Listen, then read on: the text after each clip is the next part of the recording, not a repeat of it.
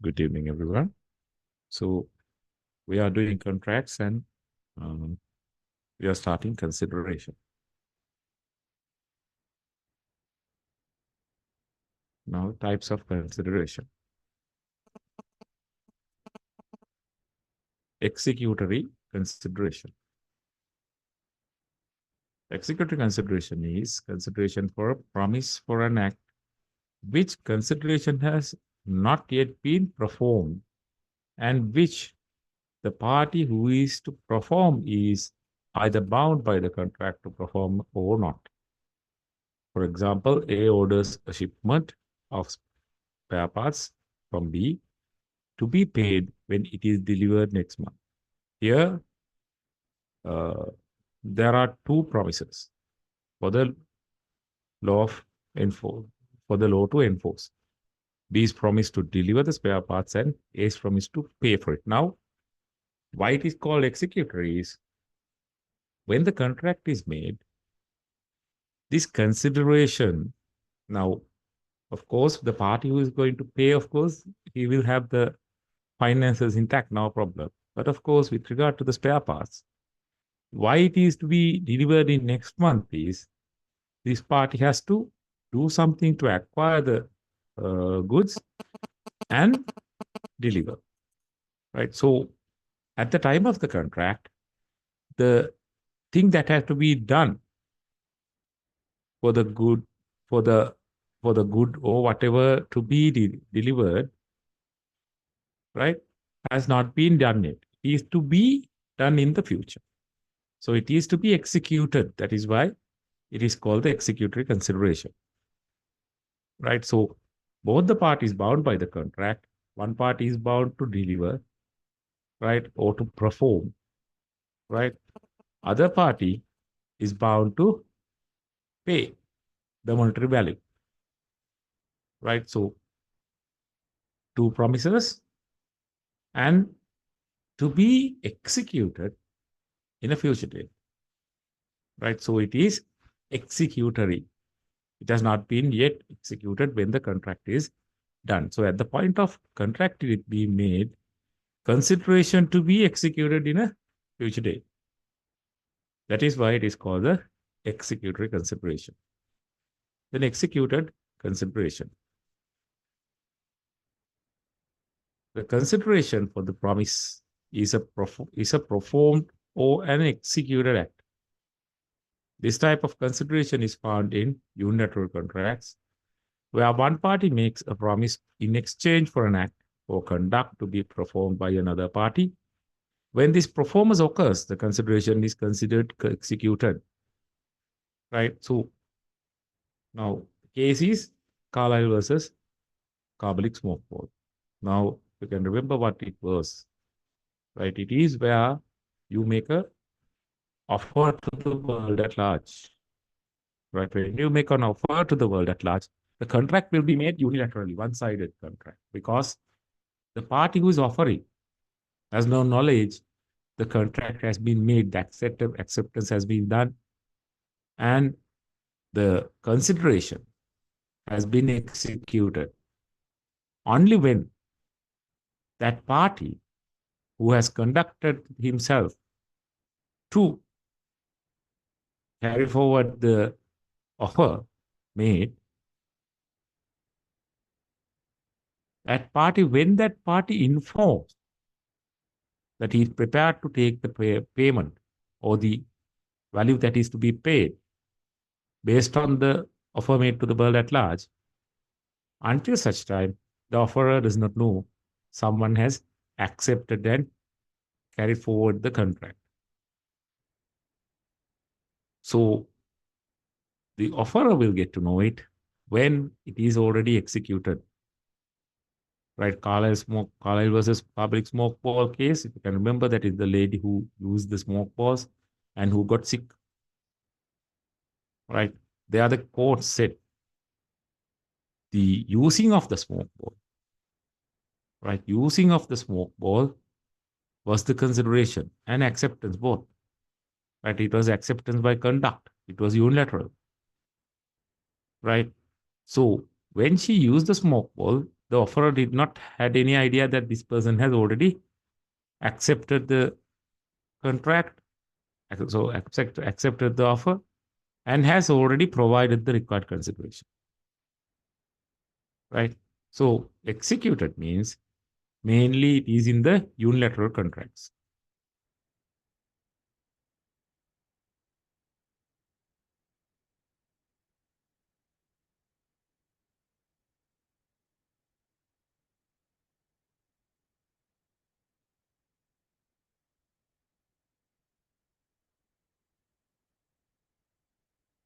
Then past consideration. Now, past consideration is not considered to be a valid consideration. Right? If a person is using to enforce the promise and the only consideration which he has given is a past consideration, he will not succeed in his action. Now, past consideration is consideration given to something else, right? So, he's trying to enforce a contract based on some other consideration already which has been given for another contract, right? So, therefore, past consideration is not considered to be a valid consideration because you cannot use the previously utilized consideration for a new contract, right? You cannot use a previously utilized consideration to a new contract, right? In this case, when this person purchased the horse, now when he purchased the horse and he was about to leave with the horse so that the contract is fully concluded. He has paid for the horse, he has got, so promise to promise has already been delivered. So the consideration part is done, contract is executed.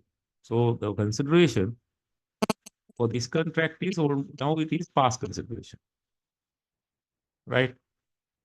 Now, after the sale was concluded, when almost about to now, when the horse has been taken by this person and he's almost about to leave, the seller promises that horse is sold, right? It's like you you are you are selling your car, right? So you have your negotiations. Then of course you agree upon a price. You offer a price. Sometimes of course there will be a count offer. So there will be negotiations. Ultimately, you might accept the count offer, or you might make another count offer. So ultimately, somehow or other, both of you come into a contract, and he pays you and take the delivery of the car. So the contract is fully concluded, right? So he pays you, from his part, that is his consideration. Now, when he is about to leave with the car, you say this car is sound, superb. It has not given me any trouble. So it's just a statement. But of course, you can say, "Amma poroddu na, meko superi car." That's what this man has also done. I promise you, this horse is a sound horse. So that is a promise that he has given after the contract is executed, after the ownership has been properly transferred, everything, right? But of course, later, the person who purchases the horse finds out that horse, in fact, was not sound. Therefore, he sues this man for the breach of contract. But of course, remember, here what he sues is for the promise that he gave, saying that horse was sound, right? He did not give this promise before the horse was sold to him. Only upon the sale was concluded, he just gave this promise. So it was totally out of the scope of the contract, right? It will be out of the scope of the contract. Now, when we are doing the defective contracts, you will learn a we will learn a fact called misrepresentation, right? Misrepresentation. So misrepresentation is where you induce someone to enter into a contract by a false statement, right? False statement of fact. right? False statement of fact. Now here, this horse was not purchased based on the promise given by the owner before. He did not promise that horse was sound before the sale was done, right? So his promise was after the sale was done. So that is a separate promise. Now, now in this matter, if the seller says horse is sound, if something happens to you, I'll pay you this, or I'll take the horse in return. But of course, for that you have to pay a little bit excess amount. Right now, of course, in the market, when you buy a phone, they say phone without guarantee this much, and they will increase the price for a guarantee that they are giving. Right? If that was the case, it would have been a contract, different sort of a contract. Here, he just gave a promise that horse was sound. But of course, he did not induce the purchaser to purchase the horse, right? So that it will not amount to a misrepresentation. Right? Merely he said that I promised that this horse is a sound horse. Of afterwards he finds out that sound horse is not sound.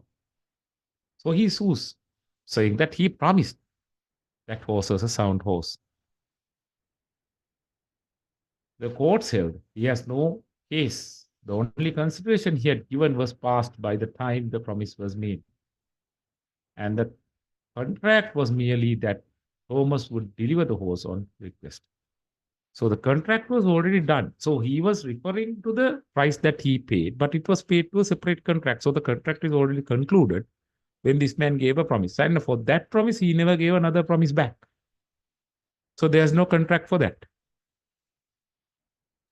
Right? So therefore, his past consideration was not considered to be a valid consideration for this promise. Right? But of course, if this Thomas, right, if this Thomas has given this promise, right, has given this promise before the sale was concluded and during the time of negotiation to induce Makola to buy the horse, that would have been a totally different state of affairs. Right? That would have been totally different state of affairs. That is because then this promise would have been considered to be a misrepresentation. Right? Therefore, the contract would have been voided. But here, the promise was given just after the sale was concluded. That means he was not induced by the promise that this man gave. So it was a outside statement of the contract. Now, when he sues, he tries to make a relationship between the consideration that he paid to the contract of sale of the horse to this promise. But of course, there's no relationship between those two because he was not induced by this promise. Right? This was just a statement outside of the contract. So therefore, he's not capable of using or utilizing a consideration that is already used for a previous contract, which is a past consideration already, to enforce another promise which was outside of the contract. So therefore, past consideration is not considered to be valid consideration in law of contract.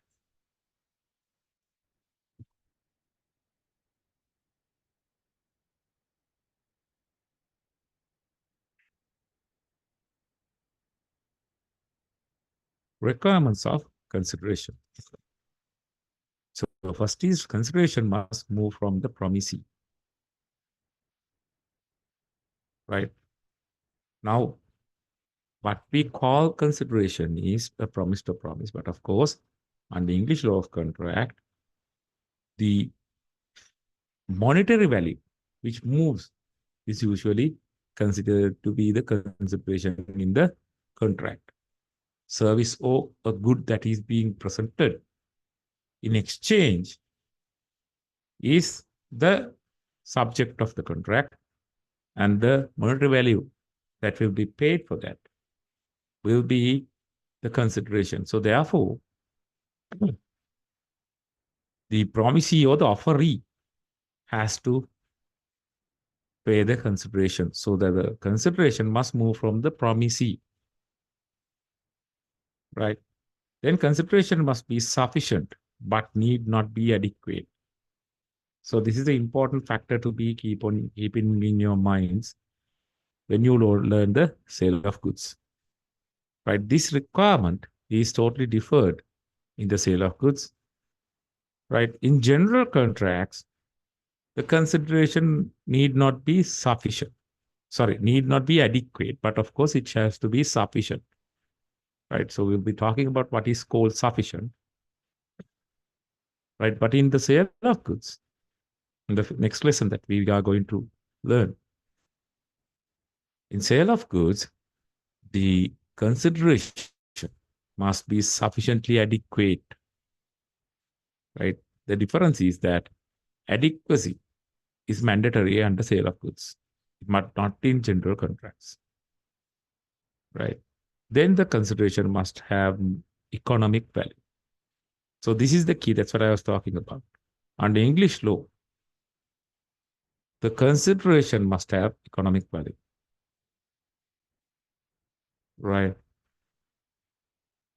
So consideration must move from the promisee. Consideration which does not move from the promisee is not sufficient consideration. Even if there was consideration, but if it moved from someone else and not the promisee, he will not be able to avail himself for it. That means there was consideration, but it was paid by someone else. Now, simply think of a scenario like this. Now, uh, there's an American show which is called "What Would You Do?" Right? In that uh, program, they play out a lot of scenarios to see how people react, how people respond, right? How people react and how people respond. So in that scenarios, there are a lot of scenarios they play out in that series where they send some actor who pretends to be either a homeless person or a poor person or someone who is not having required money with them or a veteran, some sort of a background. And they, of course, keep actors in the counters. It might be a supermarket, it might be a restaurant, likewise, right? So what happens is this person goes to the counter and ultimately either he's short of money to pay or he does not have the required money with them. He might say, I have lost my purse or something, right? So key factor is in this sale, in this contract to be made, he offers to buy the goods and the cashier accepts. And then now it's time for him to introduce his consideration, move his consideration. But of course, he doesn't have the required money, right? Now, in these scenarios, what is expected is someone to present himself and to help him, offer a helping hand. So, in some instances, people pay for this man's goods for him to take it away. Now, in such an instance, right, in such an instant, think of it. Offer is made by the person who is taking the goods with him, right? Acceptance is given by the cashier in front of him.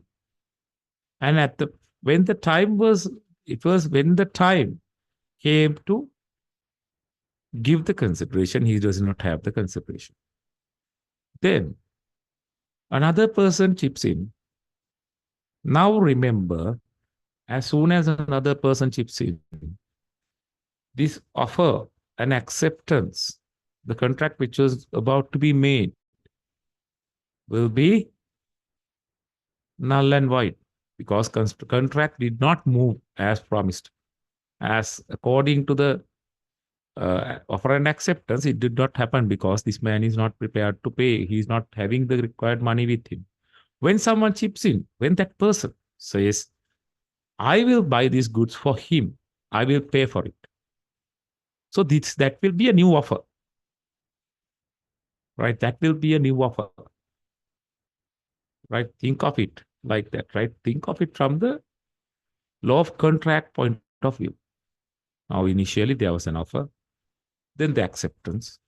But of course, when the person is not capable of moving the consideration, the acceptor is not prepared to give the possession of the goods in return in exchange because the consideration is not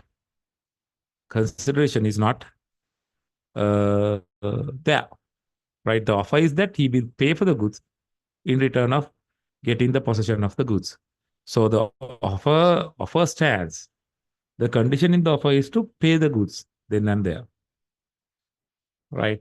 So that he has to pay it to get the delivery, right? That is the term of the contract that is being made between them. So when he is not prepared to move the consideration from his part, that contract is void. When someone else chips in, he says, I am going to buy him the goods for him. I'm prepared to pay. Now, this is a new offer being made by a third person to the previous contract. When he says that he's prepared to pay, and when the cashier accepts that offer, then there's a contract between them, right? So he pays for the good, but the person who was about to take it in the previous contract will take the goods with him. The consideration was moved by the third person. What will happen is that is a gift, right? That is a gift to this person. Without consideration, these things were given to him. Now, when it is a gift, there's no contract, right? So that this person cannot come back to the supermarket and demand something in return if there was something wrong with the goods that he received. He is not capable of demanding the supermarket for a refund because he did not move the consideration. It was just a gift to him. But of course, if he finds the person who gave it to him and tells him that there was a problem, then that person, of course, is having the right to demand because he is the one who is having a contract, right? Therefore, consideration which is moved from a third party is not sufficient consideration because the third party, the party who is trying to get into the contract, will not be binding himself into the contract because he is not moving the consideration, right? Even if there was consideration, but if it moved from someone else, right, and not the promisee, he will not be able to avail himself for the consideration that was moved by the third part, right? Moved by the third.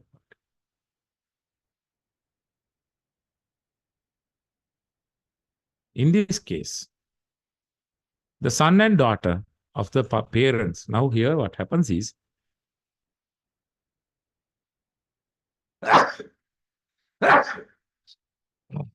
sorry. Here what happens is there are two people who are going to get married, right? So when they decided to get married and when they informed their parents, between the parents, the two fathers exchange promises to each other that they are going to give some money to the couple. Right? This was in 1861, right? So this is a UK case, but of course it would have been like dowry, right? But of course, both parties are promising to give money to the couple. So bride's father says, right, okay, I'm going to give her £1,000. the groom's father would have said, okay, if you are giving £1,000, I'm also going to give £1,000. So that was a promise exchange between those two. And they have accepted that and they have come into a agreement to do so. Right. But unfortunately, the father of the bride died before he paid the amounts to the couple. Right. But of course, in this case, the groom's father would have already paid that amount that was promised to the other father. And this man died before he gave the money. And subsequently, before he could done something or take an action, the groom's father also dies. Man's father also dies. Right? So there was a contract between them. And when the other party fails to uphold this promise, then the party who got the promise is capable of suing that man. But of course, before he is about to sue, he also dies. Now both the people are not there who came into the contract. So now the beneficiaries of the contract is not those two. Beneficiaries are the couple. And when the bride's father died, right, this man, the groom, now when they got married, thereafter they are no longer called the groom and the bride. But of course, for the sake of this case, we'll call them groom and the bride, right? So when the bride's father died, without paying the amounts that was promised to the groom's father, right? What the groom does is, now when the bride's father died, there is the testamentary case, right? An executor is appointed, and when the testamentary case is there, anyone who has a claim against the properties owned by this dead person can make a claim to the courts or can make a claim to the executor. So what this groom did, what this man did was simply what he would have thought was, හරි දැන් මේ සල්ලි මට දෙනවා කියලා කියලා තියෙන අපි දෙන්න. දැන් තාත්තා මැරුණා. එතකොට ඒ සල්ලි වලට මට අයිතියක් තියෙනවා. I have a right to that amount. Right? That amount is in his estate. එයාගේ තිබිච්ච උරුමය එයාගේ තිබිච්ච දේපළවල තමයි ඒ ගාන තියෙන්නේ. ඉතින් එතකොට එයා ප්‍රොමිස් වුණා නම් ඒක එයා මට ගෙවන්න එපා. So he thought, right, okay, he should have paid, right? My father also already paid to us. So he should have given that money to us. He has made a promise. So it should be claimed from the estate.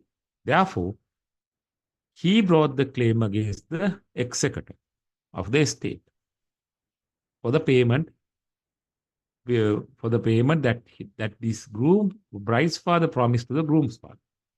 තාත්තලා දෙන්න අතර තියෙච්ච agreement එකට මේ පුතා ගිහිල්ලා claim එකක් දානවා.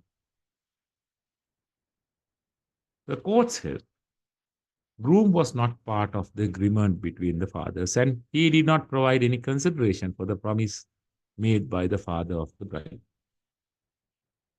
Now, අර ඉස්සලා සිනාරියෝ එකේ අපි කතා කරේ සුපර් මාකට් එක වගේම තමයි. The person who is going to get benefited out of the contract was the person who cannot pay. Right? So that would be a gift to him. Here also the same. Right? There is a contract between the fathers, but of course the beneficiaries would be the couple. So whatever that they get from the fathers are not part of the contract. It is a gift from the father's side. But of course, those two fathers had a contract. It's a different matter. Promise to a promise. So it was a monetary value in exchange, right? But the beneficiaries are the couple. But beneficiaries are a total third party to the contract. ඉදින්න contract එකට කිවිසුමට මේ couple එක සම්පූර්ණ තුන්වන පාර්ශ්වයක්. They are third parties. And they have not provided any consideration. Now remember, Now you might think, so he married the daughter. That would be the consideration, right? The thing is, the thing is, if he married this lady based on the promise given by the bride's father promises to him, I'll pay you £1,000. You get married to my daughter. So if he was induced to the marriage based on that promise, then he could have made a proper claim, provided that dowry was not illegal. Right? He would have made a proper claim. But here, he was not induced to get married to his daughter based on that promise. Right? Therefore, if you feel like that he has already given consideration by marrying the woman, that consideration is not part of the contract between the fathers. That is a separate contract between him and his wife. Right? He was not induced by the fathers to marry the woman, lady. Therefore, he was a total stranger to this contract. Therefore, he was not capable of claiming the promised amount from the estate. That is because there was no consideration moved from his side to this contract. He was a total stranger to the contract. And basically, if you think about it, it was a gift for them, even though there was a contract between the fathers. Right? Therefore, consideration must move from the premises. A person who is a total outsider of the contract cannot claim the consideration which has been moved by a third party, right? Which has been moved by a third party. That is why, on the other hand, right? Think of it, right? If you go in deep, right? There are certain things that is happening around the world, right? Sometimes the spouses go abroad and they send money to construct a house or to purchase a vehicle to the other spouse in Sri Lanka. So the spouse, of course, do the required things, but of course they keep the owner. They purchase it now. This since that other person is not there, they will purchase it on their name, right? On their name, right? Now suddenly the spouse in Sri Lanka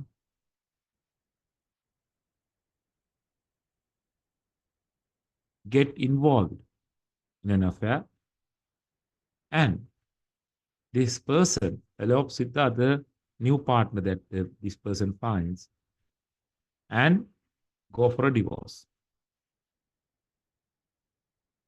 right? So when they go for a divorce, right? Now all the properties are in this spouse who is residing in Sri Lanka under the name of the spouse who is residing in Sri Lanka. Now a lot of people think the person who is abroad has no say on this because the property is under that person's name. No. That person has a claim. He can claim, if he can prove that the consideration was moved by him, he can make a claim to get the amounts refunded to him. Right? If it is a property, sometimes, usually the courts will not try to change the properties, will not try to reverse the property into this person's name. But of course, there's something called the concept of trust. Right? The courts will give a judgment to hold that property on the benefit of the person who gave the consideration by the other person. So ultimately, what happens is now, if you are ordered to hold your house in the benefit of the spouse that you are going to get divorced to, ultimately what that person will do is that person will come to the country and will come into the house because he has the right according to the judgment. This person has to hold it in the beneficiary of this person, and he will have the right of enjoyment of the property. So he will move into the house. Then ultimately, this person is not capable of selling the house or doing anything to the house. So if that person sells the house, that person has to return the funds to this person. So what will happen is ultimately, due to the court order, the person who has the properties under that person's name will be indirectly enforced to transfer it to this person, the person who gave the consideration. Right. So the rights will be given to the person who gives the consideration, not the person who does not give the consideration. Right. That is a long shot, but of course, just for your knowledge, I told you. Right. But of course, things like that also is there. So that's why under contracts, the one of the requirements is that consideration must move from the premises. That means the one of the parties from the contract.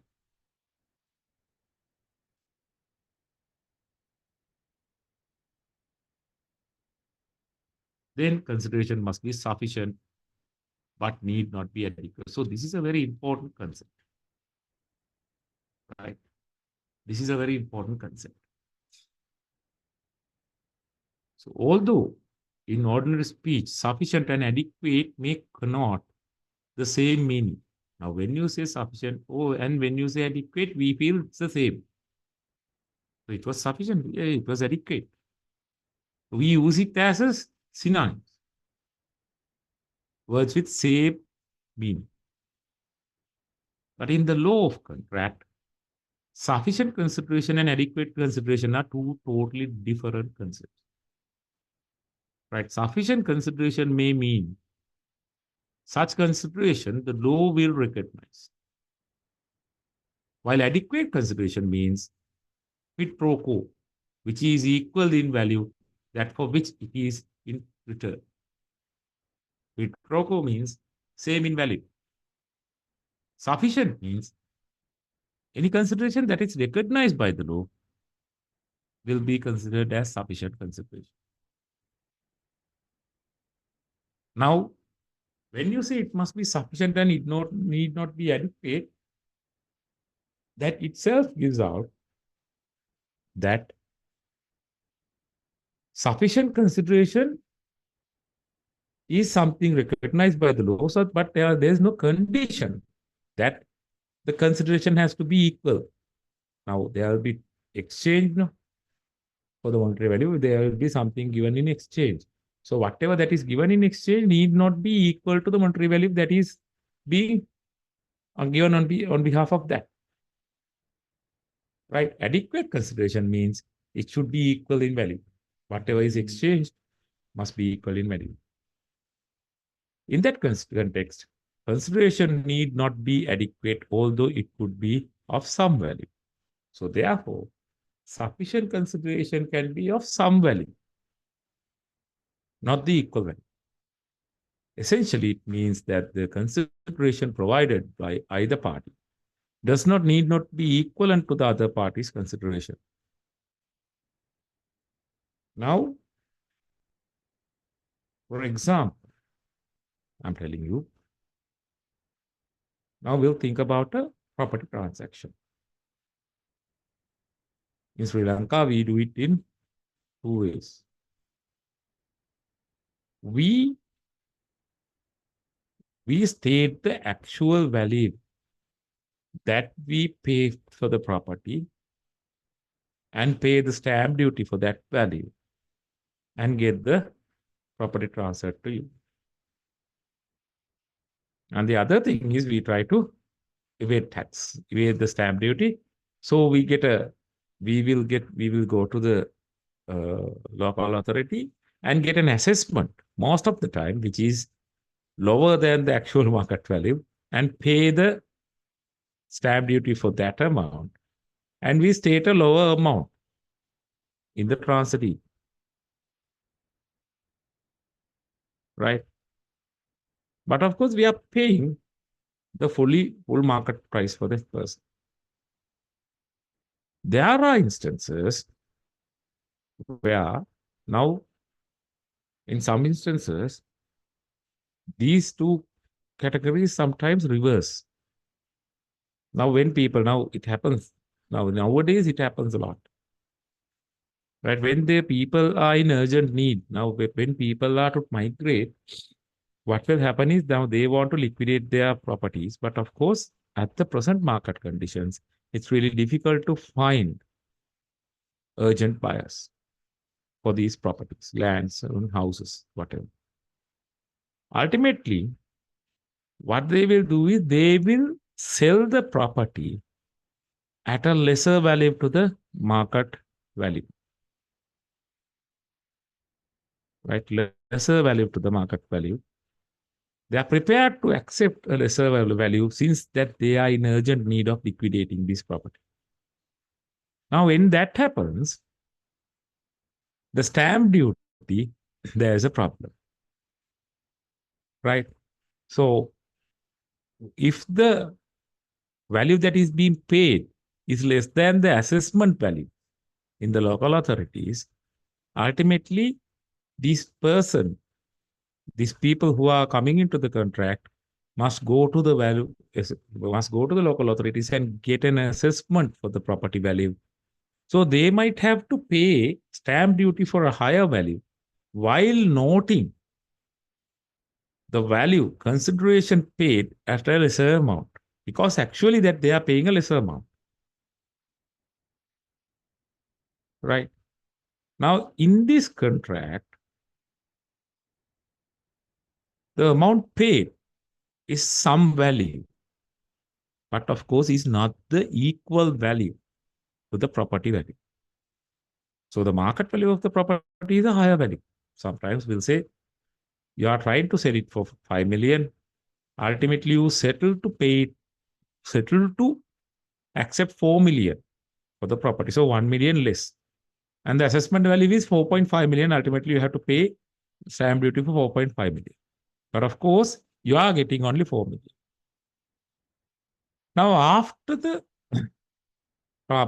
property is transferred to the other person, after you get the consideration, you are not capable of going back again to the courts and sue this person, saying he did not pay the market value. The consideration was not adequate. That is because under the contract law, some consideration of some value, which is recognizable in law, is sufficient consideration for the contract. Right? So you bargain for the value, knowing that it is lesser than the market value. So you have accepted that consideration for the contract. So that is sufficient to create the contract. And you are not capable of claiming the balance 1 million, which was the market value at the time, from the purchaser after the contract is made, after the property has been transferred to this person. Even if you have not transferred, we'll say you go to a sales agreement, right? You go for a sales agreement, right? So sales agreement says that you are prepared to accept 4 million as the consideration for the transaction, and that person pays you an advance, and he agrees to transfer the funds at a later date, and you agree to transfer the property day after the date of amount being transferred to him, transferred to you. Now, when he pays the full 4 million, you cannot thereafter say, no, no, it's 5 million, you have to pay 1 million, because there's a contract, right? So that you are supposed to transfer the property to him. You cannot refuse. You cannot demand an adequate value, the market value, because whatever the amount that you agreed, which is of a monetary value, right, which is of a monetary value, will be considered as sufficient in front of law. Now, I heard that a similar case happened very recently also, but of course, there's a very famous case. I don't know that now. Your generation wouldn't know this, right? In 1980s, there was a government minister, right, who purchased a government property, high number of acres, big government property, 1 rupee per acre. He paid only 1 rupee per acre. 160 purchases, he paid 1 rupee.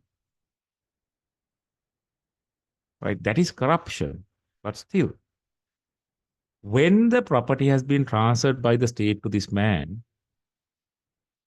right, that property transfer will be considered a valid transfer in front of law. Because that 1 rupee that was paid to the government has accepted it as consideration. So that is sufficient consideration. That's just a value. It has a monetary value.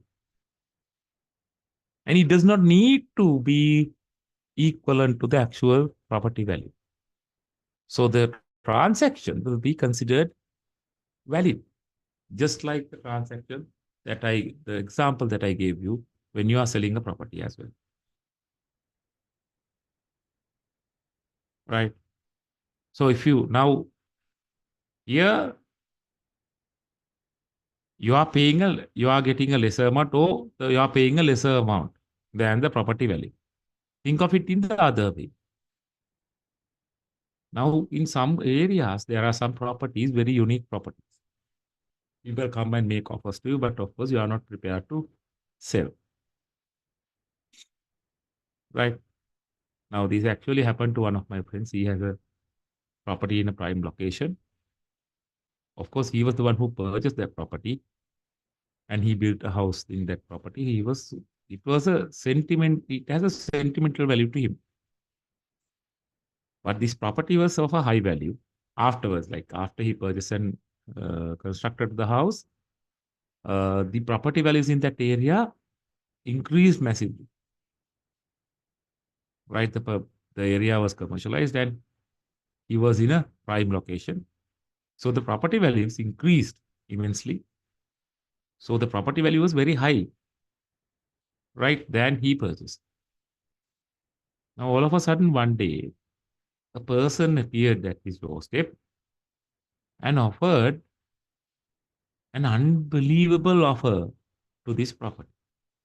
Now, per se will say the property value is 1 million.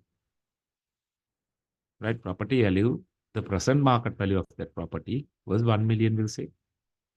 The person who appeared at the doorstep, he offered 8 million, almost 8 times than the actual market value. That is a offer that cannot be refused. Right? That is an offer that cannot be refused at all. But of course, my friend who had such a uh, emotional attachment to this property because that was his first property and that was the house that he built and that was the house that he uh, started his family. He had his children and everything. So he had a sentimental attachment to this property. He said no. All the friends, all of us were, all of us were blaming him. We actually told him he should have accepted the offer. He should have sold the property and he could have easily purchased another property nearby to a highly lesser value than that. And he would have been able to construct a house without any issue. And he would have purchased furthermore high value properties from that amount that he was about to receive. Now, why that person gave the offer was that he also had a sentimental value to this property because he says that it was his ancestral home, it was there. And one of his siblings has sold the property. So he wanted to buy the property back for the sentimental value and think of the value that he had uh, allocated because he was offering 8 times than the market value to the property. Now, in that scenario, if my friend had accepted this offer and sold the property to this person at a 8 times higher value than the market value, right? In such a scenario, after the transfer has been made, right, the person who purchases the property cannot come back and go ahead and sue this person, saying he got enriched unduly. He charged me 8 times than the market value. He must return the balance to me because again, whatever the amount that is attached to the contract will be considered as sufficient consideration, and whether it is of it now, whether it is of the equal to the property or not, it doesn't matter. So if it is beyond now, if you think about the previous example, the property value is higher than the amount that was paid, but still it did not tally. So the property value was higher. In this scenario, the property value is lower, the amount that is paid is higher. But still, for all, the courts will never, the courts will never order the person who an amount, got an amount which is higher than the market value to return the balance. Because according to the contract law, the consideration need only to be sufficient. It doesn't need to be adequate. Right? It doesn't need to be equal in value for the thing in return. It can be higher, it can be lesser. No matter, the contract will stand valid. And in the next, now in this case, the court says, right, the courts will not look to compensate anyone else who made a bad decision.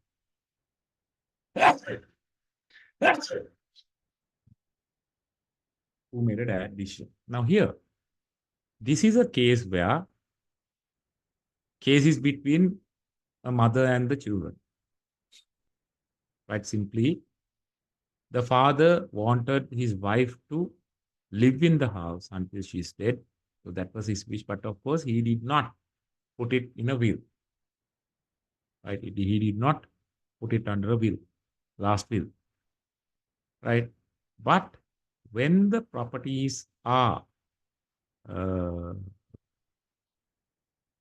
devolved among the heirs through the testamentary case, this property was given to the children, ultimately thinking that they should honor their father's wish. What they did was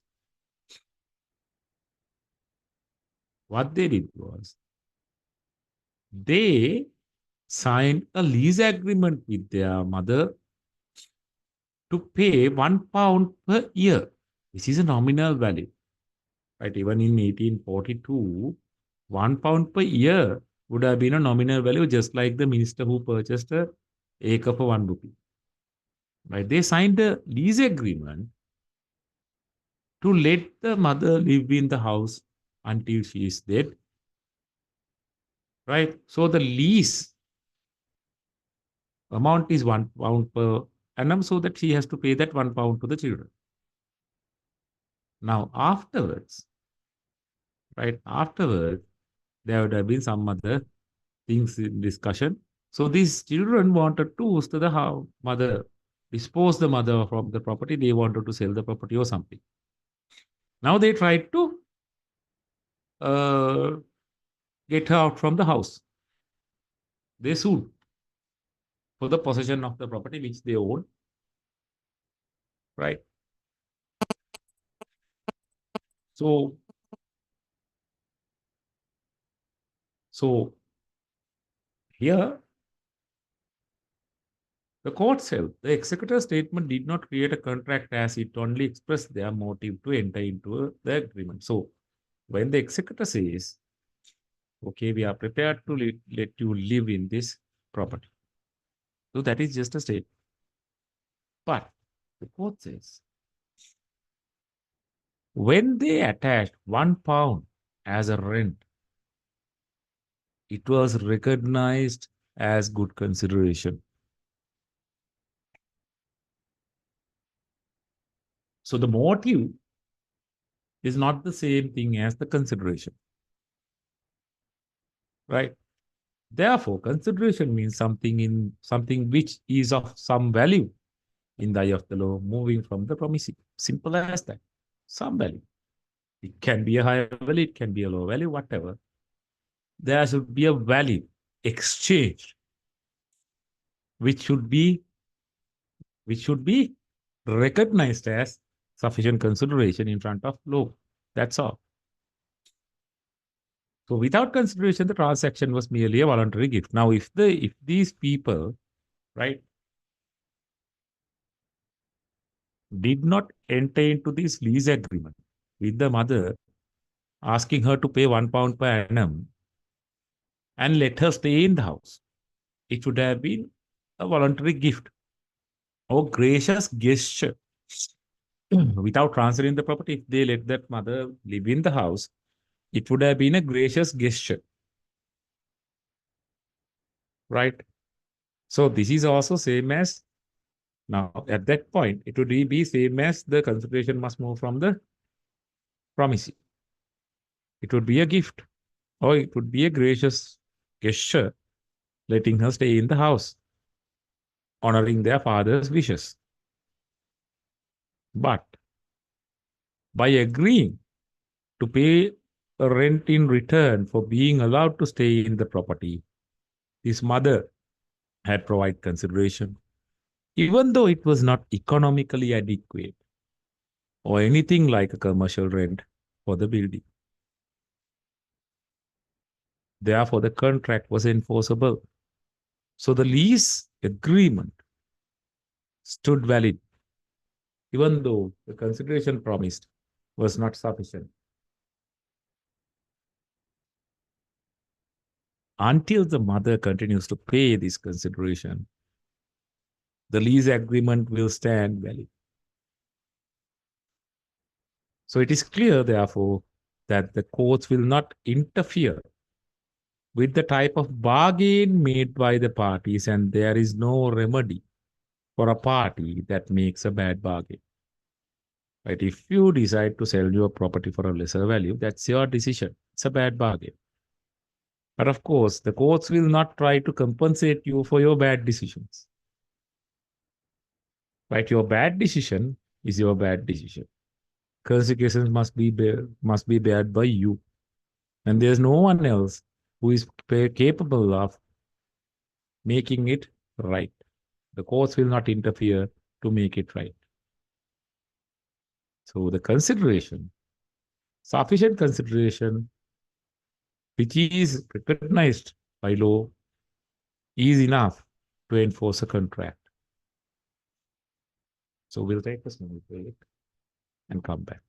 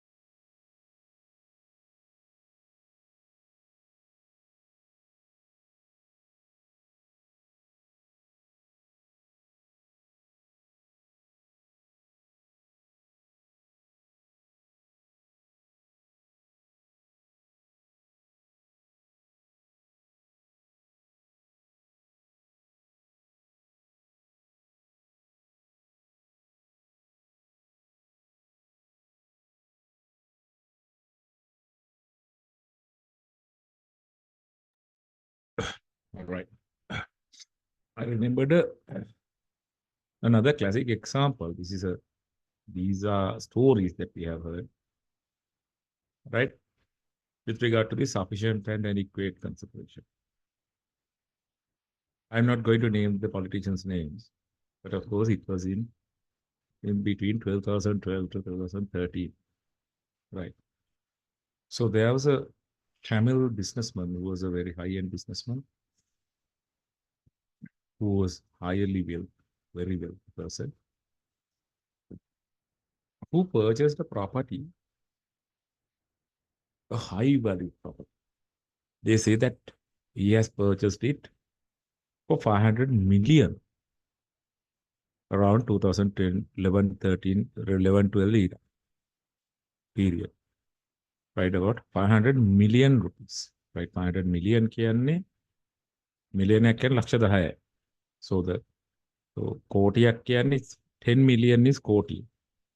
So 500 million means කෝටි 50ක්, right? He has paid something around 500 million to this property. But of course, as usual, as a even though being a Tamil, being a genuine Sri Lankan, he wanted to avoid the stamp duty. Maybe he would have wanted to avoid taxations, because when you pay a huge sum, the Inland Revenue will come after you. They will find out how you earn this money, have you paid taxes for this money and all. So to avoid all the regulatory issues, right, he had mentioned the amount as 100 million in the transfer deed, right? Unlike these days, of course, these days the assessments are very strict. When you do a transfer for a property, sometimes the assessments are very strict, and sometimes the land registries return or land registries request the parties in a property transaction to pay the proper stamp duty, because the amount that is stated in the deed is not sufficient according to the assessments. But those days, of course, good old days, it was not that strict. So he had mentioned rupees 100 million as the purchase price for this property, right? Thereafter, top end politician has wanted to purchase this property. He has approached this man and has told him, you have paid 100 million for this, so that we will be paying you 100 million. Please transfer this property to us.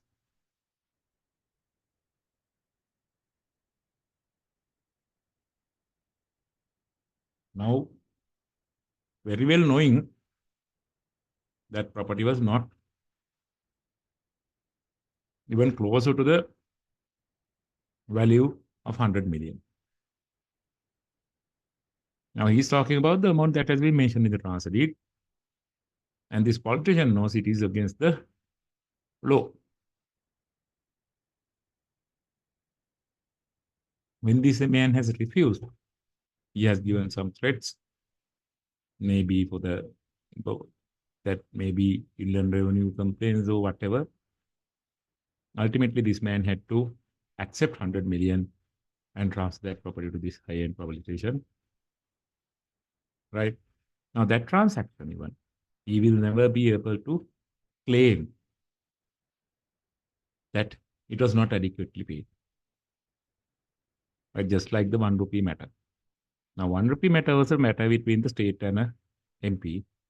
Here, this was totally a private matter. Right? Of course, he could claim duress, but it will not stand, because the corrupt level of the regulatory enforcing bodies of our country. Right? Ultimately, this man left Sri Lanka to India. He disposed all of his assets and he left the country. He was so disappointed by this act. So remember, when you try to evade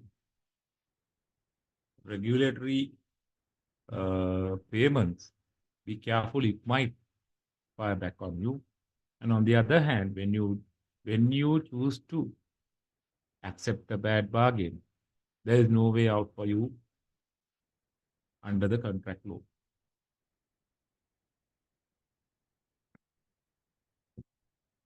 Right, under the contract law. But of course, in the sale of goods, it's a different matter. Right? Sale of goods is for the general goods, no. So property sales will not come under that. Right? Sale of goods is specifying that you should pay a adequate consideration. By law itself, it is enforced that you have to pay a reasonable price in the sale of goods. But general contract is not the case. So remember, if you are consciously making a bad bargain, thinking that you might take some other legal remedy afterwards, you will not have any legal remedy under contract law. Right? All these property transactions are coming under the contract law, and therefore, any amount that is paid will be considered as sufficient consideration, since until such time that it has a monetary value, should be money. Or if it is a property against a property event, that's sufficient because it will have a monetary value, right? But if it has a monetary value, that's enough. That is most sufficient.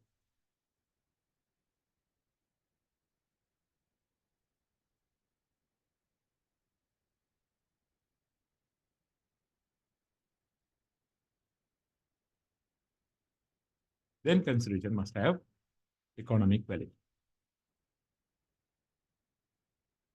So, as mentioned earlier, in Thomas versus Thermoses, that case now, this case, mother and children, it confirmed that although consideration need not be adequate, it must have an economic value. So it has to have an economic value. If it doesn't carry an economic value, then there will be a problem.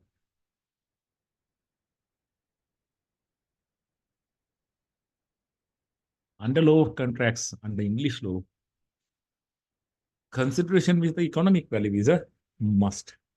If you can remember, the first agreements, 3 agreements that I talked about when we started this lesson. The last agreement where your friend promises you to sell that person's car and you pay a 50,000 advance, right? We said that legal enforceability. So legal enforceability depends on consideration. Consideration being an economical value, having economic value is a key factor to create legal enforceability. In this case, now a father waived a debt owed by his son, right? Now this father and son had a transaction where father led the son some money. Now this father promises, right? Not promises, actually, he make a statement that I will waive that debt. In return, for his son to stop complaining about his will. දැන් මේ තාත්තා අන්තිම කැමති පත්‍රයක් හදලා තියෙනවා.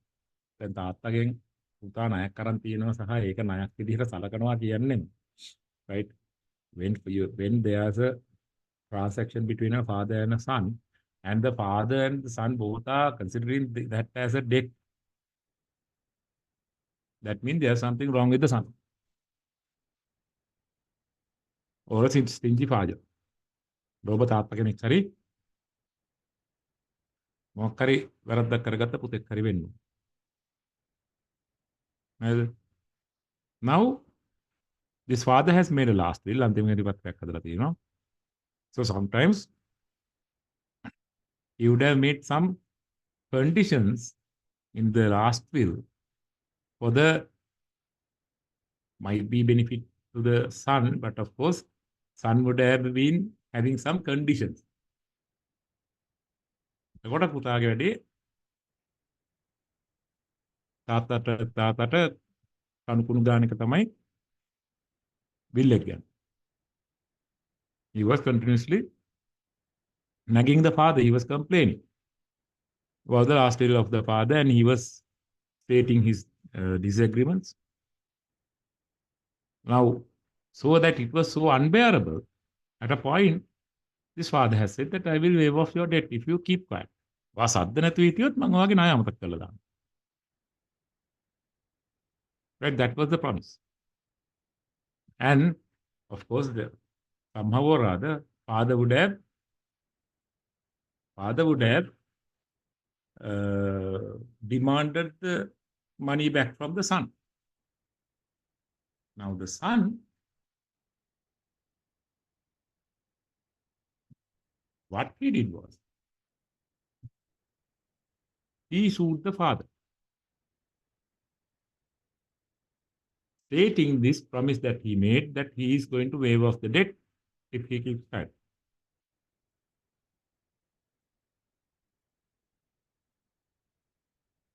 The court said there was no valid consideration. An agreement to not to complain in this instance was viewed as not having any economic value then. මට කරදර කරන්න නැතුව ඉන්න කනක් ඇහෙලින්න දෙන්න කියන එකට economic value එකක් අපිට assume කරන්න බෑනේ. You cannot relate economic value. You cannot value such a promise. Keeping quiet, you cannot value. ඔයා හැමදාම උදේට මගෙත් එක්ක hina වුණොත් එහෙම මට මම රුපියල් ලක්ෂයක් දෙනවා මාසෙ අන්තිමට කියලා කිව්වොත්. Right? Giving a smile wouldn't have a economical value. Right? Therefore, you cannot, that will not be a valid consideration. On the other hand, now, try to understand the economic value better.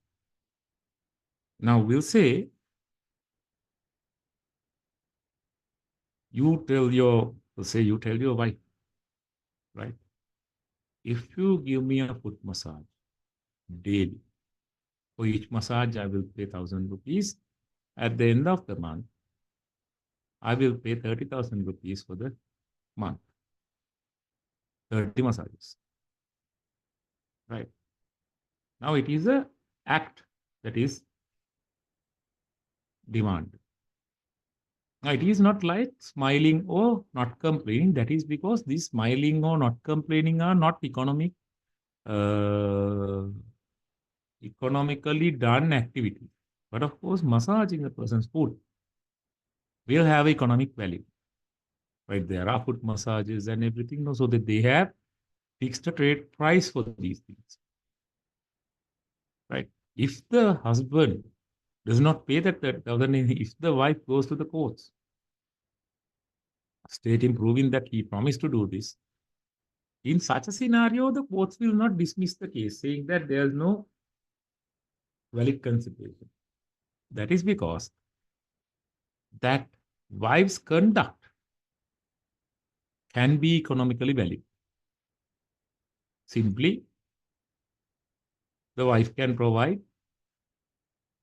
price lists from foot spas, foot massages around the area, and can establish an average price for a foot massage of 1 hour or so, whatever, and can say it has the economical value, what I gave.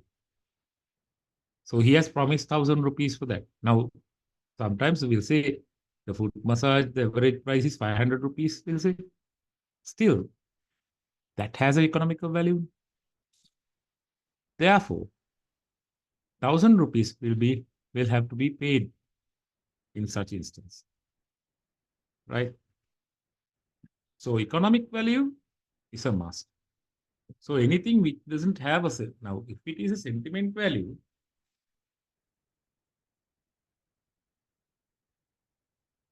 When you pawn gold,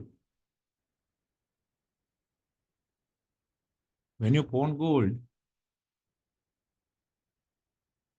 in the contract, pawning contract, there is indemnity. There is indemnity which says that you does not have any sentimental value attached to the pawning art.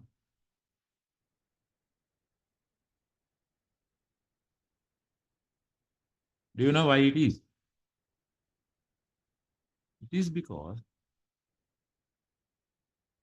sentiment value cannot be measured, immeasurable, right? That is why that person came to my friend and offered 8 times of the market value of the property to him to purchase that property because it was of a sentimental value for him. He did not care about the market value, right? So sentiments cannot be measured. That's why the pawning contract says you have to give an indemnity saying that you don't have a sentimental value. Why it is so is that at a point, if they have to redeem the pawning article to get the amount settled, when they sell it, right? If they have not taken that indemnity, you might go to courts and say that it had a sentimental value, it was valuable for me beyond the value of the market, and so on and so forth. That there you can create a case. But when you give the indemnity, you promise them that you doesn't have a sentimental value, then you cannot go against your indemnity giver. Of course, gold articles do have sentimental value, but still, when we are pawning, we are giving the indemnity to the bank or the pawning institution, that I don't have any sentimental value, so you can sell it as you wish.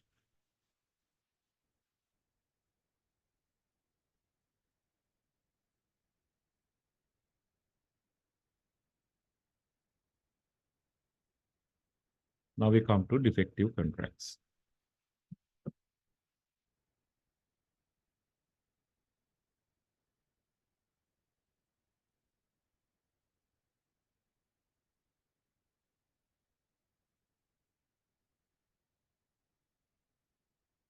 A contract can be defective due to mistake, duress, undue influence, misrepresentation, illegality.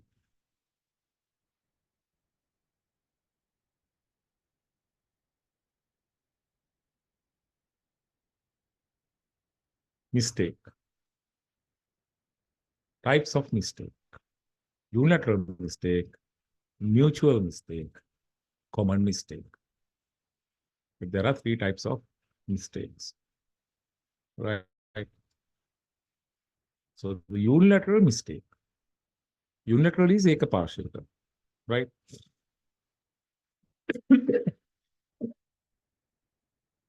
This occurs when one of the parties is mistaken about some fundamental facts and the other party knows or should know this.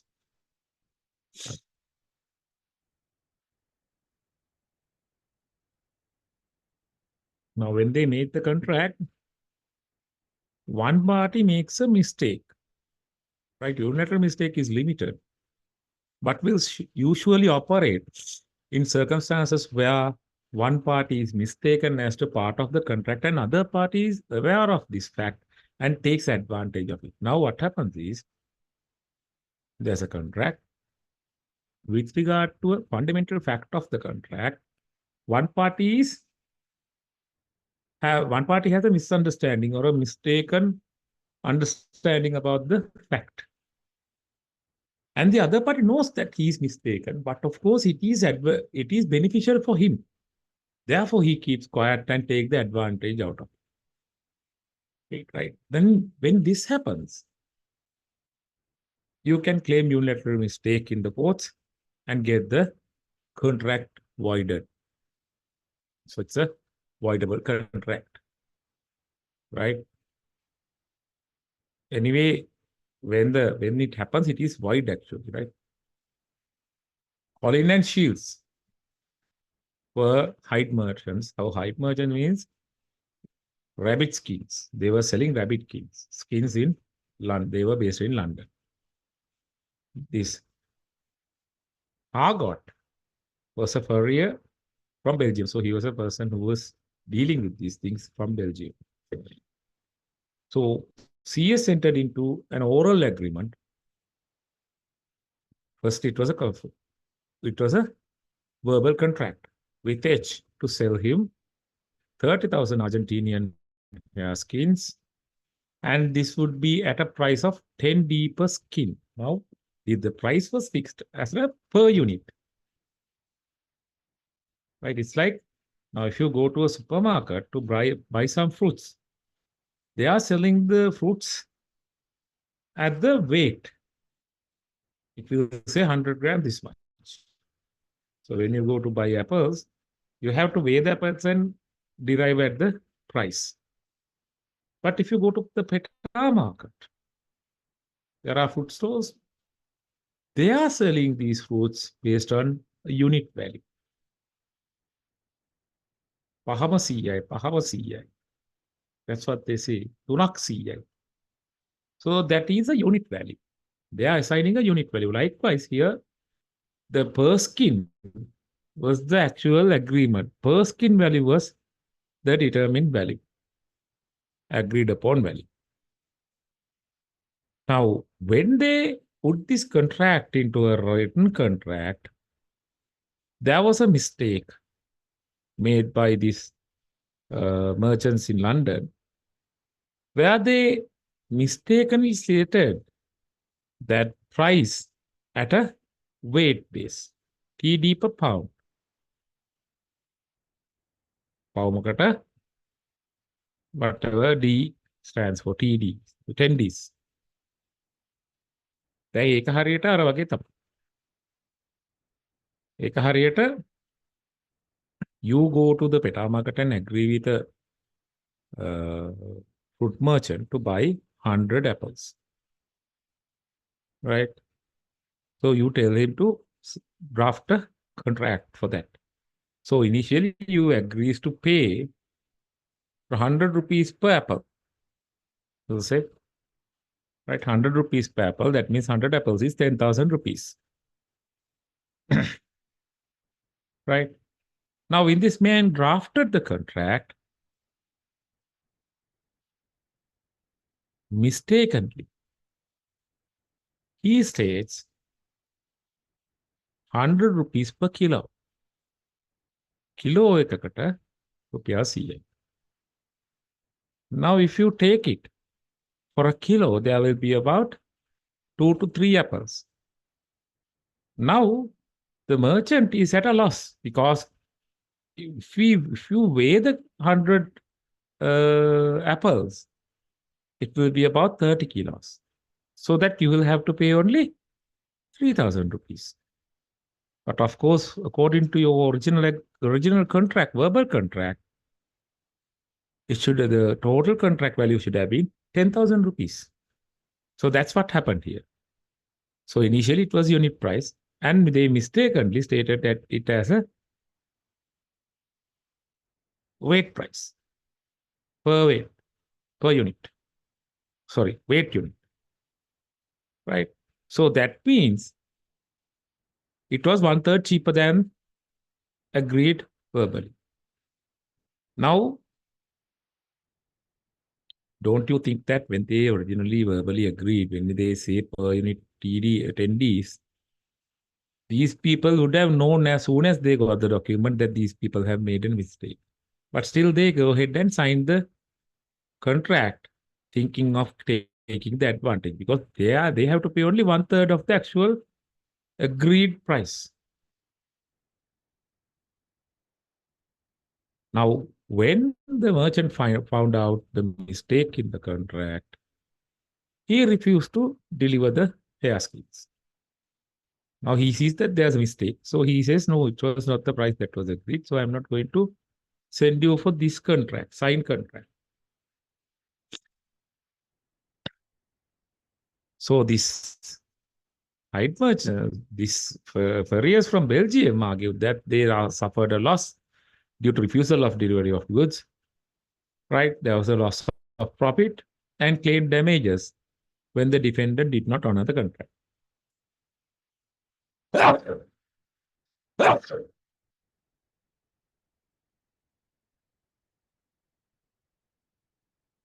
These merchants argued that these purchasers would have known that this was a mistake to the price.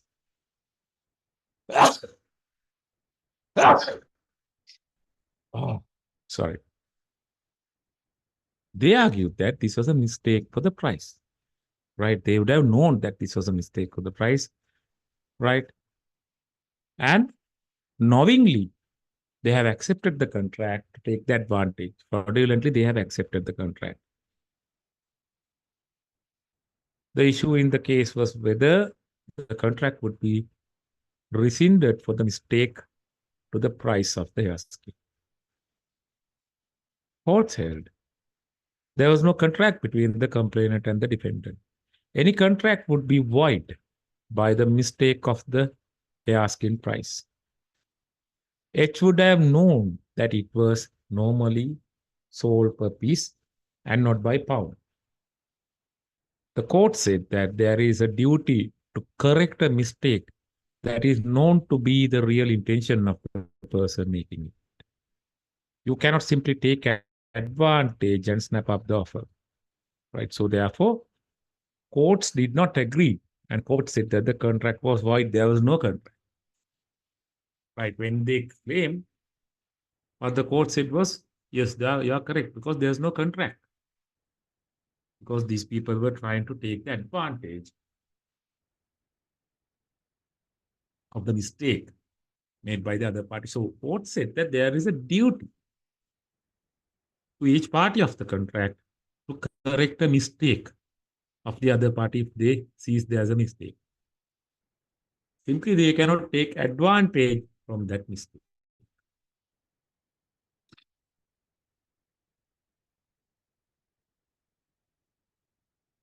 Then unilateral mistake of identity.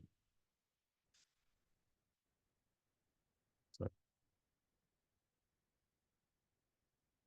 Applicability of the mistake depends on the nature of the contract, whether the contract is face-to-face contract or a written contract.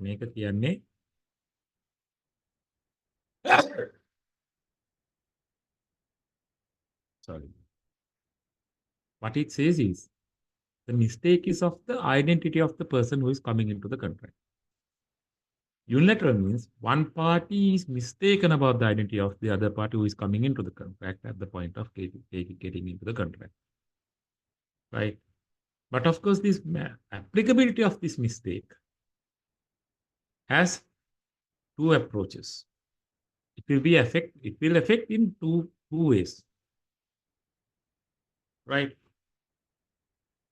It will affect in a different manner when there is a face-to-face contract. ඒ කියන්නේ මුණට මුණ ඉඳලා contract එකකට එනවා නම් it will affect differently. But if the contract is a written contract where there is no face-to-face contract, it will affect differently.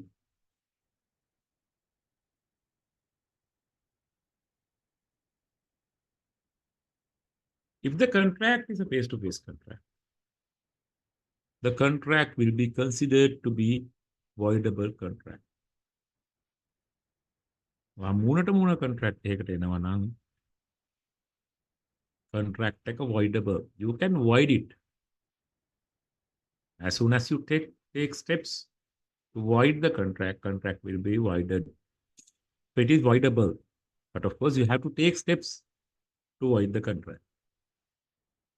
In this case, this man, he was interested in buying a car, right? But of course, he was a rogue. He was pretending to be someone else, impersonator, right? Impersonation is in front of law is a criminal offense. Remember that, right? If you impersonate someone else and if you come into a contract, under the contract law, of course, this theory applies. But of course, for the impersonation, there's a criminal punishment.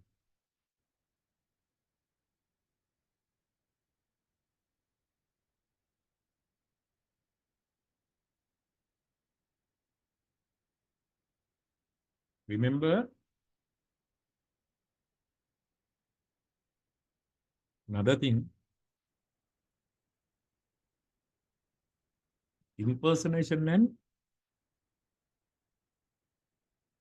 fake identity are also two different things, right? Fake identity, according to my knowledge, is not a criminal offense in this country. Even in the international standards, also fake identity is not considered to be a criminal offense. Impersonation and fake identity. The difference is impersonation means you pretend to be someone else so that the other person whom you pretend to be is actually there. There's such a person. There's a real person and you are impersonating that person. Right? But if you give fake details, fake identity, it will not amount to impersonation because such a person is not in existence. The details that you have given is fake details. That's all. Why I said that was,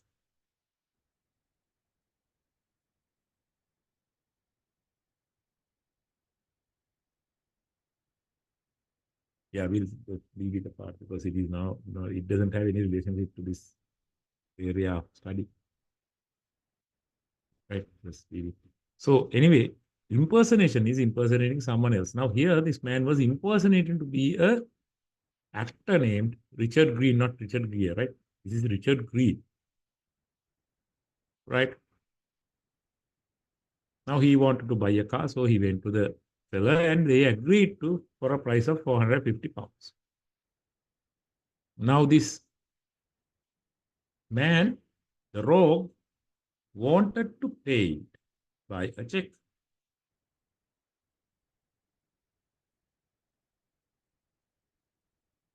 Right? When he wanted to buy it by a check, Mr. Lewis, who is the owner of the car, right, asked for identification before he agreed to accept. Now this man presented a pass for a studio which had the name of Richard Green with his photograph. Right, so this man, the owner of the vehicle, was happy. He accepted it, and he gave the possession of the car in exchange for the check. Now this rogue drove away with the car, right? And he sold it to Mr. Everett for 200 pounds. Now his promise was 450 pounds, which he did not pay. He just paid it with a check. He did not pay it with cash. And he sold it for 200 pounds. Now, what will happen to the check is apparent, right? Now, this Mr. Everett did not have any idea about this man's fraudulent activity. He bought it in good faith without knowing the title of the good is affected. Now the check obviously got bounced. Now Mr. Lewis, what he did was he told Mr. Everett to return the vehicle. He argued that there was a mistake to the identity of the buyer, which meant that the contract with the rogue did not exist, and hence the title had not passed, which means the car was still his property. Right. So what he said was like, this was a fraudulent activity. Therefore, there was a mistake. Therefore, it was a void contract. Right. In previous matter, we said that mistake voided the contract. There was no contract if there was a mistake.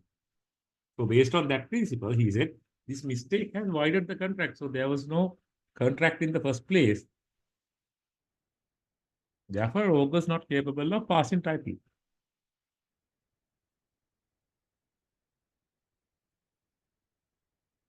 Now, we will be learning a Latin phrase which states, no one can give what they don't have. Right? That is the principle behind stolen goods. Right? So he claimed that. So there was no contract. Therefore, the title of the car did not pass to him, so that he was not capable of selling the vehicle. Therefore, he still was the owner.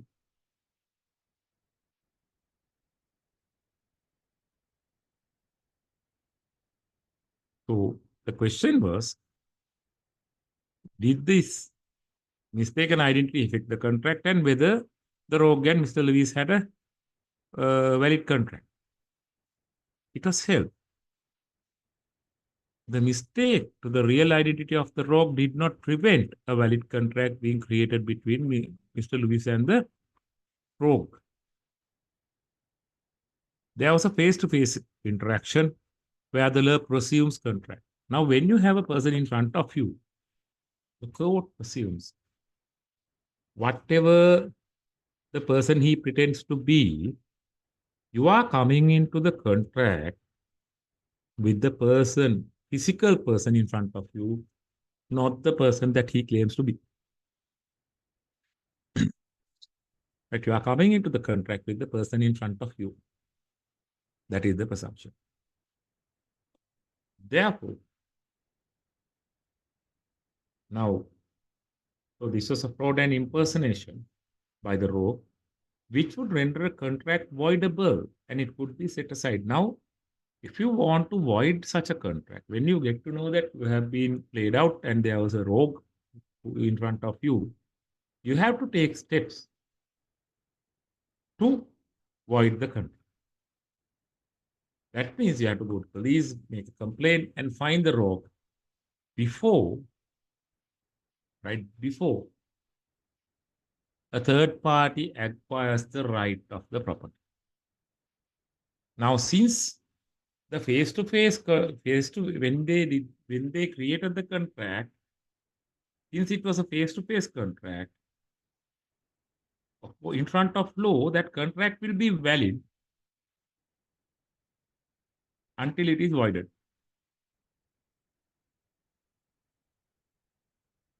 Until it is voided. Here,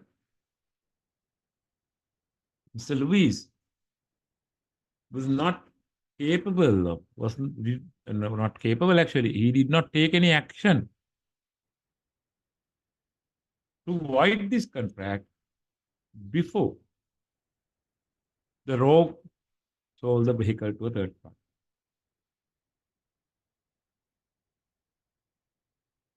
So when he sold the vehicle to the third party, at that point of time, since the contract has not been voided, this rogue had a valid title. Therefore, he had title to pass to the buyer. Therefore, the person who bought the car was actually the owner. Right? So in this case, the contract was not set aside before Mr. Everett. Right? In good faith, purchased the car. So before Mr. Everett purchased the car, since the contract was not set aside, Mr. Everett acquired a proper title.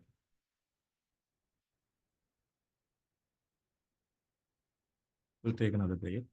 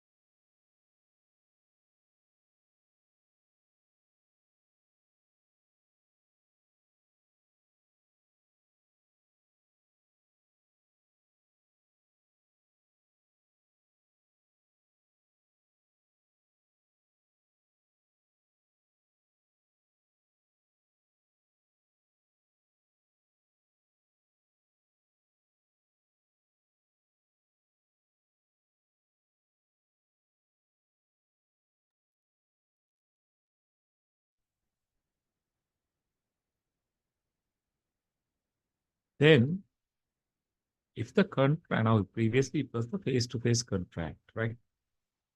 Unilateral mistake of identity in a face-to-face contract, it is a voidable contract. Contract will be not voided at the point of the contract, it is voidable. But in general, for the mistake, the contract is void at the point of the mistake, right? Now, if the contract is a written contract, that means they have not met. They are creating the contract in writing while being apart, right? They do not meet.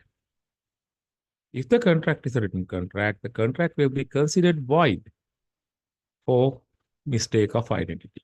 Now it comes to the general standard. If it is a mistake of if the contract is a written contract where the people are not meeting in person, then it will be a mistake. If it will be void at the point of the mistake of identity. In this case, this claimant, the shrewd man, he was signing which which is visible as this company name.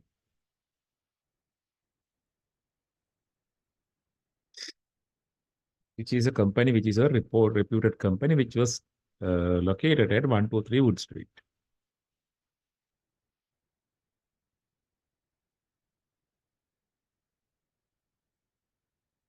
Now, this man's name was also Blenkiron, and that now the company name was Blenkiron. But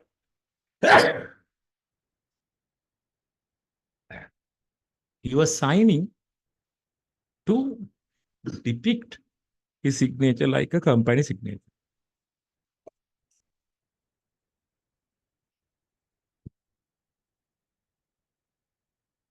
The purchaser further mentioned his address as 37 Wood Street, Chapel side, sorry, Cheapside. Now, both the addresses has Wood Street. Now, easily a person can be misled. So, this merchant sent the goods to this stated address, 37 Wood Street, Cheapside. So, although no payment was made by Belkaran, he sold the goods to a third person, that is the defendant. Later, they found out that this was a fraudster, right? And they have mistakenly assumed that it was the reputed company. So their claim was that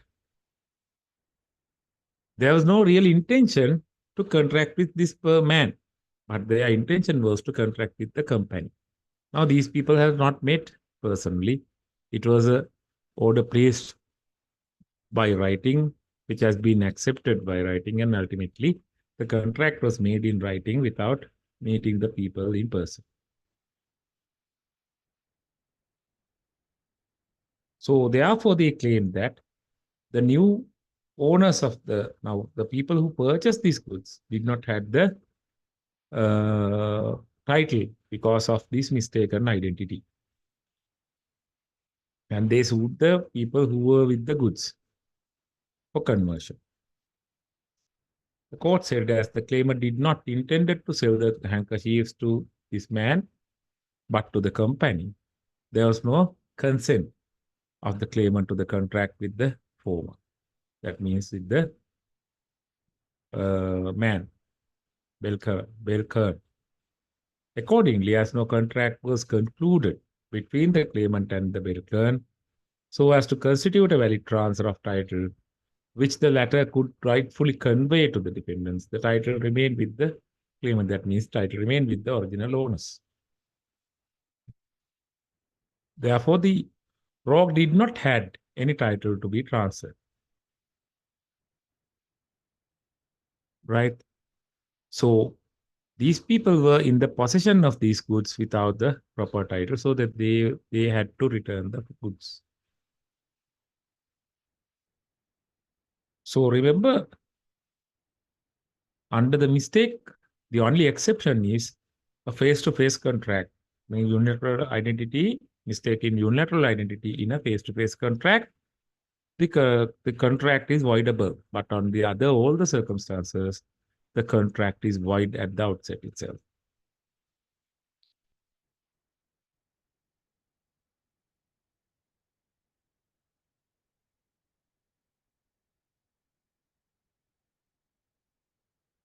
Mutual mistake. Mutual mistake occurs when two parties mean different things. Thus, each party may be mistaken as to the other's intention, though each is ignorant that any mistake exists. Now, here, both the parties are mistaken of something, and either of them does not know that both of them are mistaken on something, right? Now, you will understand it from this case. Now, this Mr. Raffles ordered to sell an amount of cotton to the defendant, Mr. House. This cotton would be brought to Liverpool by a ship from Bombay in India. The ship was called Peerless, but there were two ships by the same name, right? There were two Peerlesses. Now, when they came into the agreement, now this Mr. House would have said, right, okay, the goods are coming from the ship Peerless, right?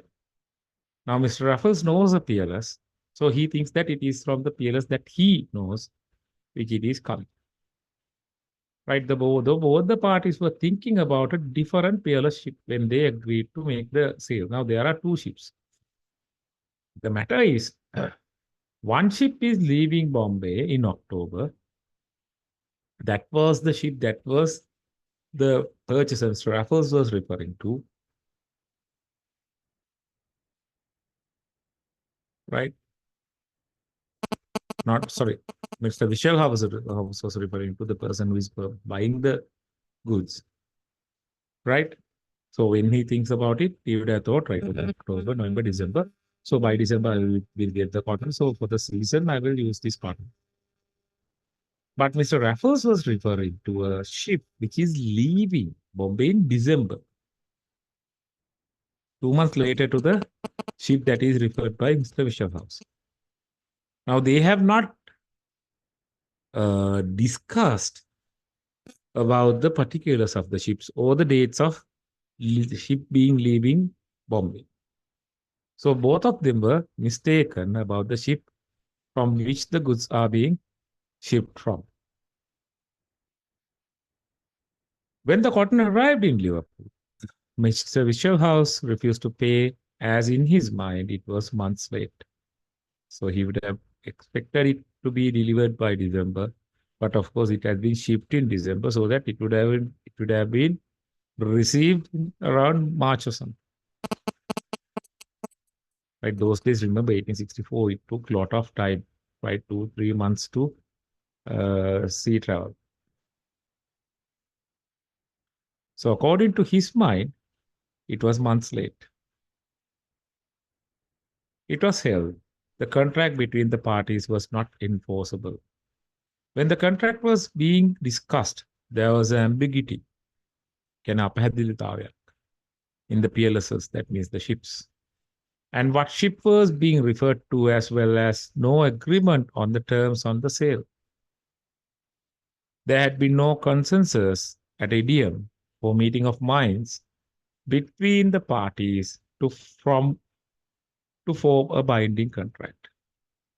The object test made it clear that a reasonable person would not have been able to identify with certainty what ship had been agreed upon, because they agreed upon a ship called Peerless. So there are two Peerlesses.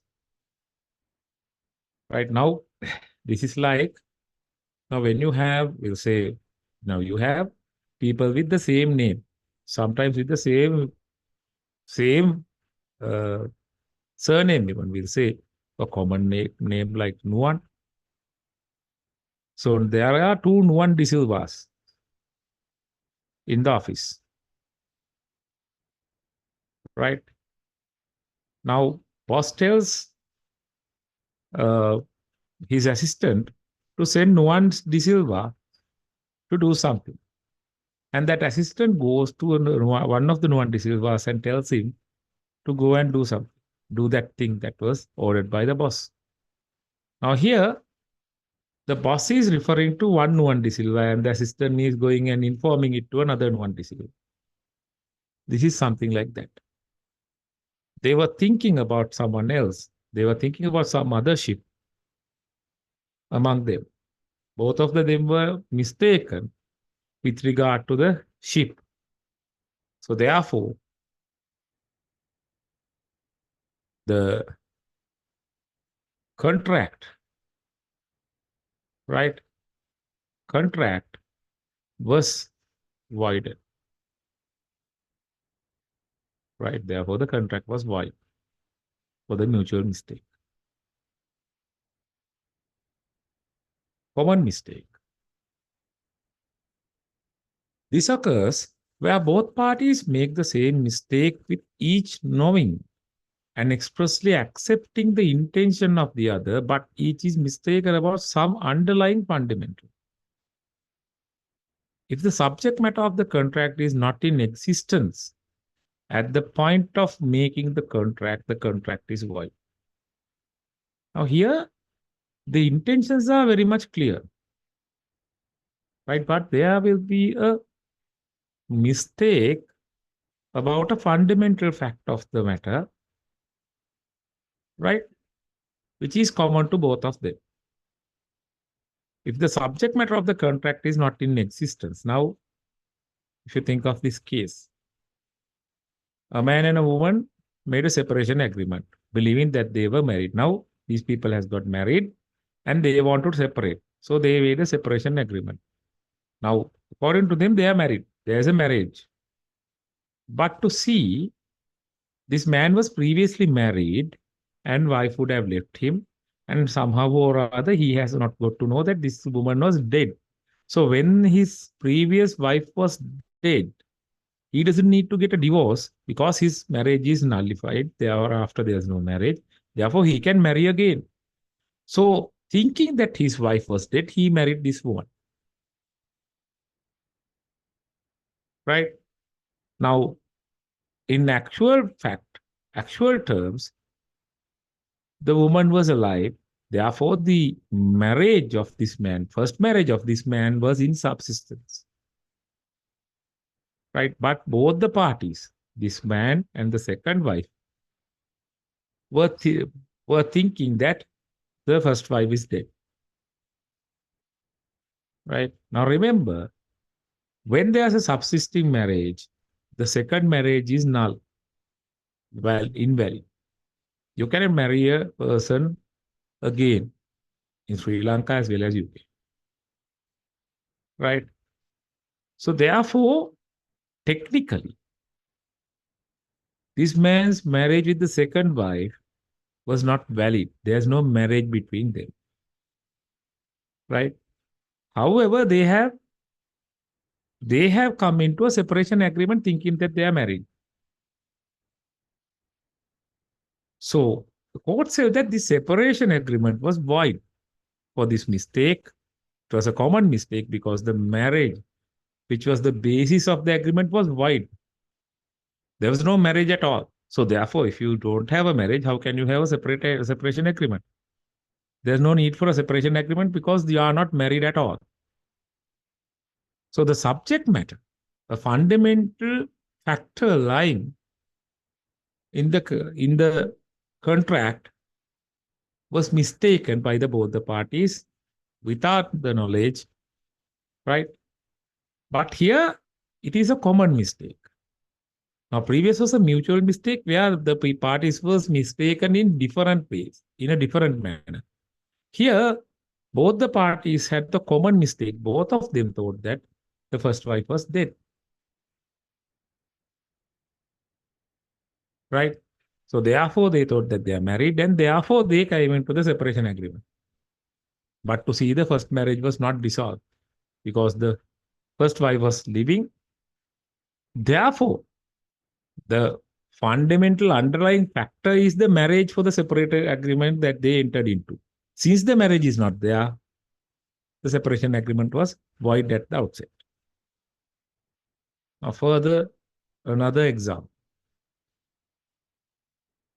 Strickland, the complainant, entered into a contract for annuity and life assurance on a life of Turner with an insurance company. So this would have been a son or someone, right? However, at the time the contract was made, Turner was already dead. Now they were insuring a man's life, thinking that man is alive, right? But in actual fact, the man was dead. But of course, the insurance company, neither the insurance company nor the person who was taking the insurance had that knowledge at the time of entering into the contract, right? The complainant nor the insurance company were aware of this when the contract was made, and this did not have an effect on the agreement at the time of formation. So they had no issue in entering into the insurance agreement since both of them believed that this person was alive. It was later discovered that Turner was dead and remedy was sought. Now, when they got to know at the time of they entered into the insurance agreement, this man was dead. Then there are two issues. One is whether the insurance company is liable to pay the insurance. Now he was already dead when they made the contract, so therefore they are not liable to pay. On the other hand, then what will happen to the insurance premiums or the premium that was paid by the person who came into the contract, right? So this man, the person who came into the contract, claimed the insurance premiums that he paid. Court sale, the contract between the complainant and the insurance company was void at the outset. This was classed as a common mistake to the contract, and it was held that neither party was at fault. The complainant was entitled to a refund of the premium. Now, if the insurance company is not going to pay, now it will apply on the other side as well, no? Because now this man has paid premium for a dead man. Therefore, that premium has to be refunded since he is not getting any benefits. On the other hand, and the concept is that it was a common mistake and it voided the contract from the outset itself because the subject matter of the contract was not in existence. That is the Turner on whom the insurance was taken for. If the subject matter of a contract is to sell something, and if the thing is already owned by the buyer, unknown to both the parties, the contract is void.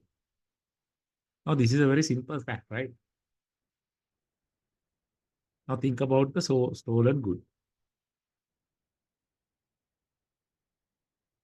right? There is a stolen car. Now, person who lost the car is looking for the same model, same vehicle, right? So he finds a car which has been put up for sale, and he goes there and make a contract to purchase the car. Now, and he takes the possession of the car and drives away. We'll say he takes the car with him, and with the promise of making the payment in a future date. After he takes the car, he gets to know it is actually his stolen car from the engine number. The vehicle number would have been changed, but from the engine number, he finds out that it is his own car. Then he refuses to pay. Why? Since it was a stolen car, the ownership is remaining with him. At the time of making the contract, he did not know that he was the owner of the car, and the seller also did not know that it was him who is the owner of the car, because the seller believes that he has purchased the car on a legit contracts, therefore he has the ownership, and he is selling that ownership to this man. But of course, in fact, this was a stolen car and it was belonging to this person himself. So when he refused to pay, the seller is not capable of taking any action against this man, because without their knowledge, they had a common mistake of the ownership with regard to the ownership of the vehicle. Both of them commonly believed that the ownership with the seller, but of course, in fact, the ownership it was the buyer. So he owned the vehicle. So when he owns the vehicle, why should he pay for it again? Right? So the contract will be void. In this case, this was a lease agreement, right? So this complainant, Mr. Cooper, was the nephew of the owner of the salmon fishery, right, in Ireland. So he leased his salmon fishery from his uncle. He was using the salmon fishery under a lease agreement, right? Unfortunately, this uncle died and lease came up for renewal. Now, when the lease came up for renewal, the nephew was under the impression that the property rights, the property would have been transferred to the owner of the property is the aunt, who is the surviving person. Therefore, he went to the aunt and he renewed the lease agreement with the aunt, thinking that aunt has the full ownership of the fishery. Now, after subsequent to this lease agreement with the aunt, the last will of his uncle came to the limelight, and in the last will, this uncle has given the life tenancy rights to this nephew, right of enjoyment was given to the nephew. Now, under the lease agreement also, what you purchase is the right of enjoyment, right? Now here, when he came to the lease agreement with the aunt, in fact, he had the ownership of that right at that time of coming into the contract, lease agreement, right? Therefore, he refused to pay the lease thereafter, because he is the owner of the enjoyment right. Aunt had the ownership of the property, but still, for his entirety of the lifetime, according to the last will, he had the right of enjoyment, so that he does not need to pay anything for the enjoyment of the property. Therefore, he refused to pay. Aunt went into courts. The courts held such an agreement would be set aside due to the common mistake by both parties as to the ownership. Right? The ownership is with regard to the specific right of enjoyment.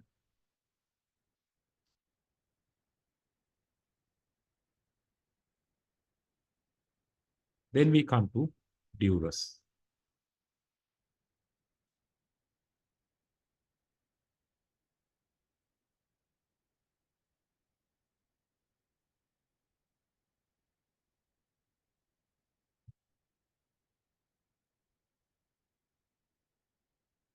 Duress is a means by which a person or a party can be released from a contract where that person or party has been forced or coerced into that contract. So there should be force or coercion. Under English law, a contract made under duress is voidable. Remember, duress contract is voidable, not void. Mistake, the contract is void. Only exception is face-to-face contracts. Other than face-to-face contracts, all contracts are void at the point of mistake. In a face-to-face contract, the contract is voidable. Now, under duress, the contract is voidable. Now, duress is but there are different forms of duress. Before that, you have to understand why the contract under duress is voidable. Why it is voidable is if you do not come forward to claim the duress, that means you adapt the transaction, right? You adapt the transaction. You do not challenge the transaction. So when you do not challenge the transaction will be valid in front of the law. Therefore, you have to claim duress to void the contract. So duress has many forms: threats of violence, threats of unlawful restraint. Now, both of these are criminal offenses, right? Threats to property. Threats to property is not a criminal offense. Economic duress. Economic duress is also not a criminal offense, right? So, first two are clearly criminal offenses. Threat of violence is a criminal offense. Somebody අතප්පයක් කඩනවා, ගහනවා, මරනවා කියන්නේ criminal offense. Threat to the life, right? Now, in this case, now these two, Barton and Armstrong, were major shareholders of a company. Following a meeting, it was agreed that Barton would buy Armstrong's interest. That means Armstrong's shares. Barton and Armstrong had an agreement drawn up and it was executed. Now there was an agreement and it was executed. Thereafter, Barton claimed, right, he brought an action against Armstrong, claiming that he was coerced into buying the Armstrong's shares and that Armstrong had threatened to have him murdered if he did not buy. So he claimed duress. He said, I was coerced to coming into the agreement with a threat of death, by a threat of death. Also exerted unlawful pressure over him, which Barton claimed made the terms of the agreement voidable. Issue in this case was whether Barton was in fact coerced or whether he signed the agreement out of commercial necessity, and the coercion amounted to an ancillary motive. In either event, whether the agreement was voidable. එතන ප්‍රශ්නේ වෙන්නේ ඇත්තටම මෙයාව course වුණාද ඒ දුන්න threat එකෙන් එයා ඒ agreement එකට ආවේ ඒ කෝෂන් එක හින්දාද එහෙම නැත්නම් එයාගේ කමර්ෂල් නෙසෙසිටි එකද හින්දාද සහ ඒ කෝෂන් එක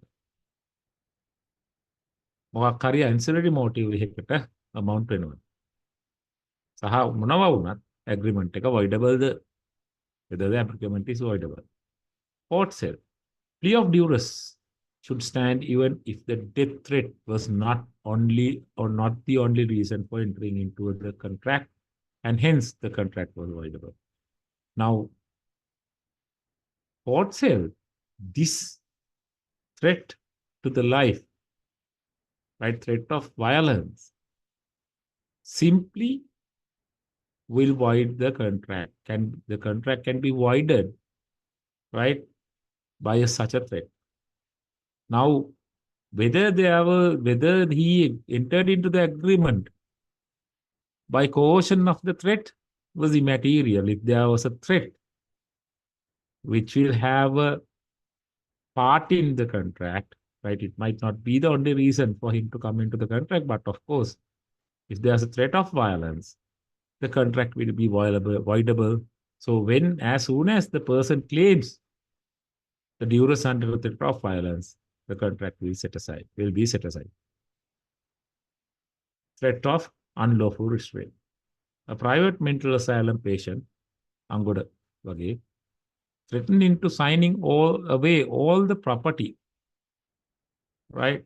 Or the committal order bestowed upon her would never be removed. Now, what happens is if you are admitted to a mental asylum, the doctors has to clear you for you to be released from the asylum.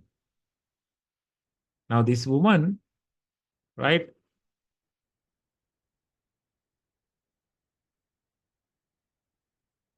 This woman was threatened by the people in the asylum that if she does not transfer all her property to them, they will not sign her the releasing document. So therefore, to get herself released, she signed the properties to them.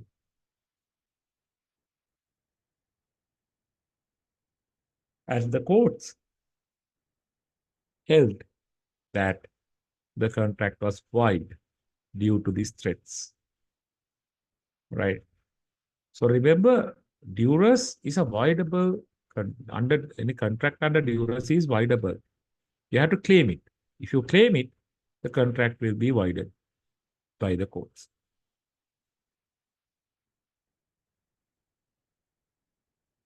Threats to property. A tenant who was threatened with the levying of a distress by his landlord in respect of the rent owed promised to pay part immediately and the balance within 1 month. When the tenant failed to pay the balance, the landlord brought an action for the balance. The tenant pleaded that the distress was wrongful in that a smaller sum only was owed. He had consented to the agreement because the landlord threatened to sell the goods immediately unless the agreement was made. දැන් මෙතන තියෙන්නේ මේ මිනිස්සයා කුලිය ගෙවන්න නැතුව පරක්කු කරලා ලෑන්ඩ්ලෝඩ් ඇවිල්ලා මෙයාට ත්‍රෙට් කරලා එයාගේ බඩු වගේක් අරගෙන ඒ ටික විකුණනවා කියලා ත්‍රෙට් කරාම එයා ඇග්‍රීමන්ට් එකකට එනවා. ඒ බැලන්ස් කියන්නේ ගෙවන්න තියෙන ඩියු වෙලා තියෙන රෙන්ට් එක මාසයක් ඇතුළේ ගෙවන්න තියෙනවා. රයිට්. හැබැයි මේ මිනිස්සයා ගෙවන්නේ නැහැ. එතකොට ලෑන්ඩ්ලෝඩ් අර ඒ ගත්ත ඇග්‍රීමන්ට් එකට බේස් කරලා නඩුවක් දානවා. Now this man claims that this distress was wrongful. There was a threat to his property. මෙයාගේ properties වගේ කරගෙන අර අපේ තියන් ඉන්නවා විකුණනවා කිව්ව හින්දා බයට තමයි මම agree වුනේ කියලා. Court said since the threat had been directed towards property, this did not constitute duress. Right? Courts කිව්වා මේ property එක threat කරයි කියලා ඒක duress විදිහට ගණන් ගන්න බෑ. On the other hand, if you think of from the entire incident, this man had no right to claim such a thing because he had already been due to pay the rent. Right? Secondary agreement was an ancillary part of their rent agreement. Right?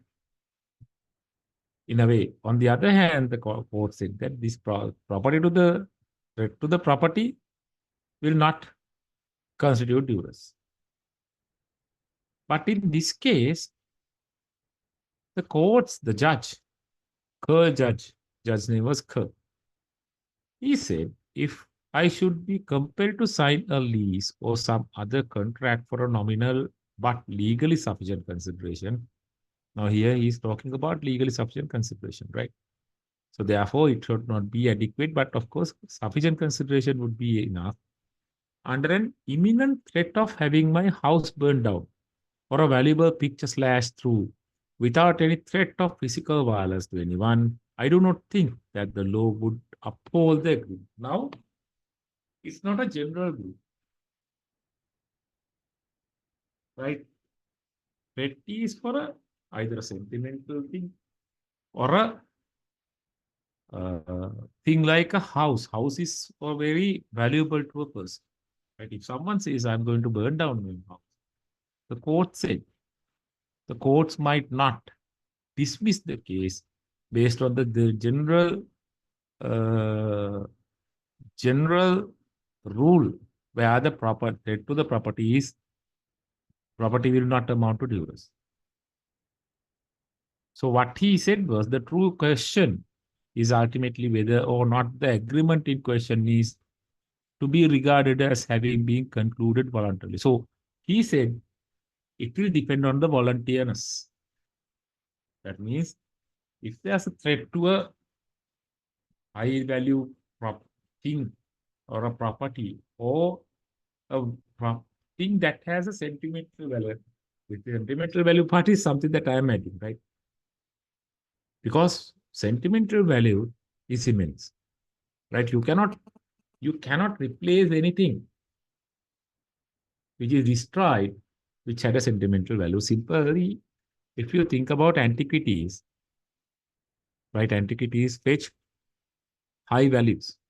But of course, if someone if someone destroys an antiquity, there is no way that you can replace that because it's an antiquity. It has been there for over thousands of years. So how can you make a thing which has been there for thousands of years? You can't. Now here, why it is talking about a picture is right. We say Mona Lisa.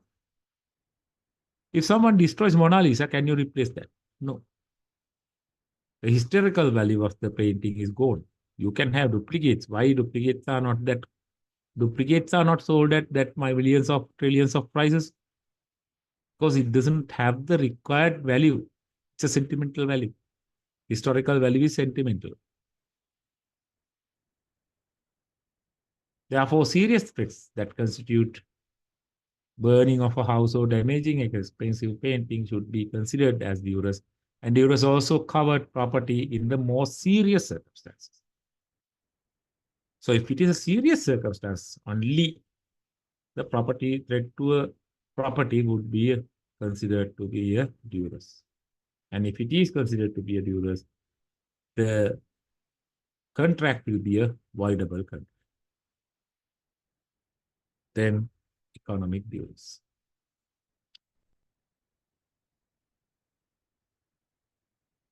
Here, now Kafko Water was an importer of baskets. And Atlas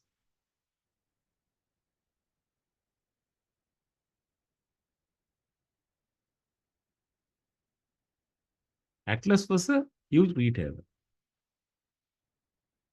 right? Now think of it like a Kiehl's or a Cargill's per se.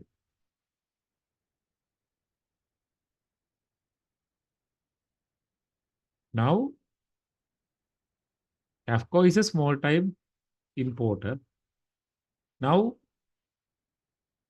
he actually now anyone, like we'll say we have a product which is being manufactured by us, and we always go ahead with to see whether we can secure a contract with a supermarket because supermarkets has a huge reach where you are capable of getting your products sold without that much of a effort.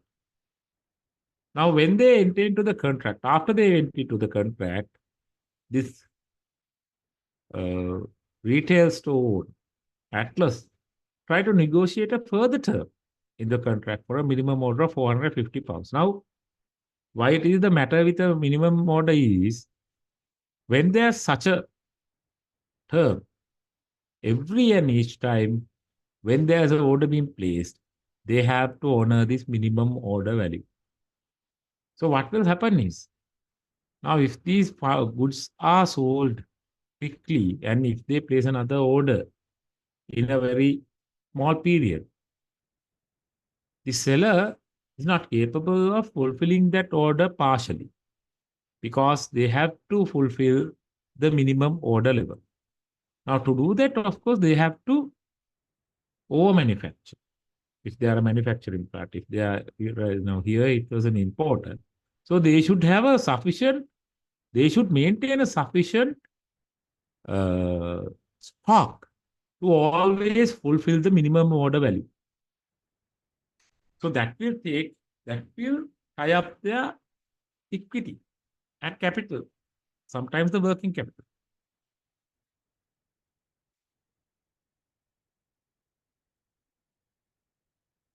right? So they were reluctant to accept this additional term. Now, still, these Atlas people, they send a representative who turn up at CAFCO's premises with an empty trailer and told the CAFCO that if the trailer was not returned with 440 pounds worth of goods as the new minimum, the trailer would be driven away unloaded. CAFCO reasonably believed that they would be unable to negotiate further terms of the contract and they thereby sabotaging their opportunity to trade with Atlas. So they felt compelled to sign the agreement and meet the new terms of minimum stock. Sorry.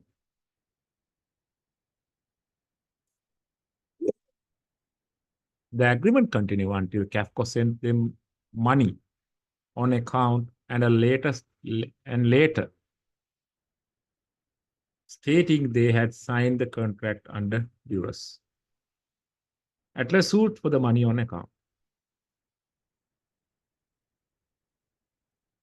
Now they would have got an advance payment sort of a thing, and they have refused to honor this condition and refused to uh, return the money also.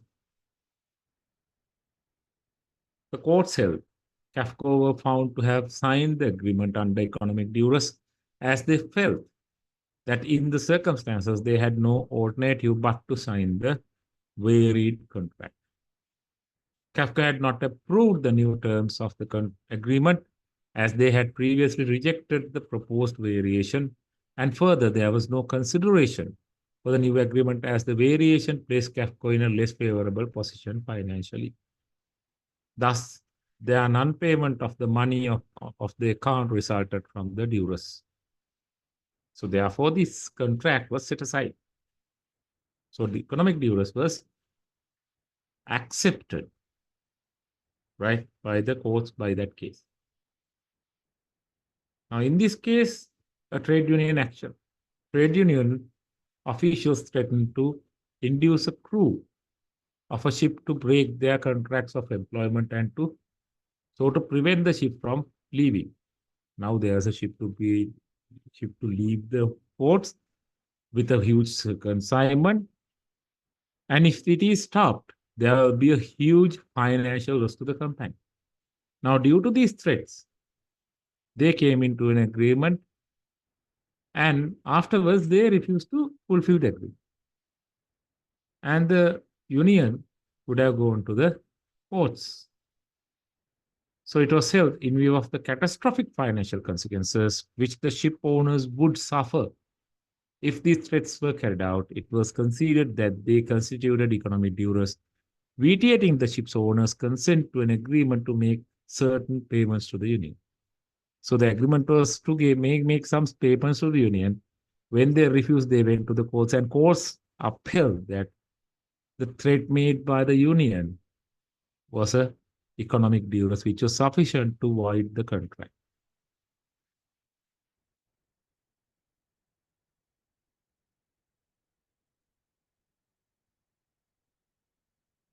In this case,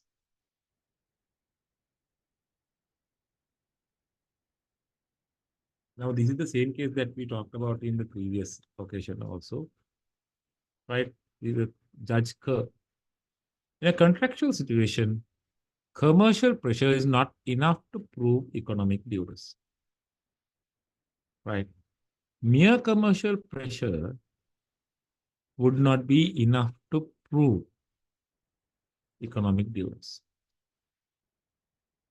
The court must be satisfied that the consent of the other party was overborne by the compulsion so as to deprive him of his free consent and agreement.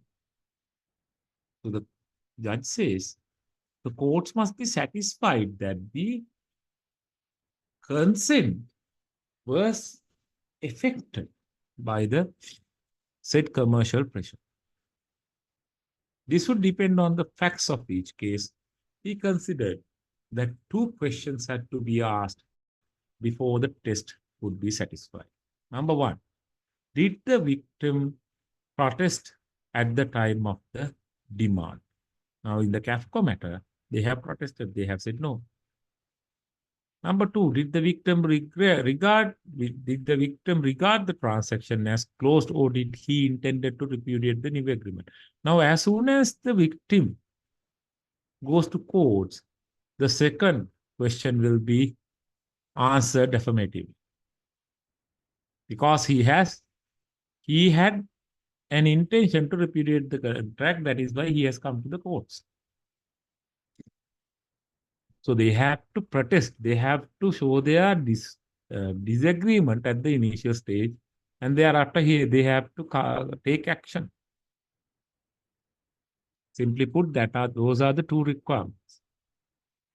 In this case, the plaintiff had threatened not to proceed with a contract for the sale of shares unless the other side agreed to renegotiation of certain subsidiary arrangements. Anxious to complete the main agreement, but knowing that they could claim specific performance of it, the defendant, wishing to avoid litigation, agreed. Now, this person made a full analysis and so checked whether there is a risk. And they found out, of course, they have enough legal avenues. And since that they wanted to accelerate the proceeding of the contract and to avoid litigation, they agreed.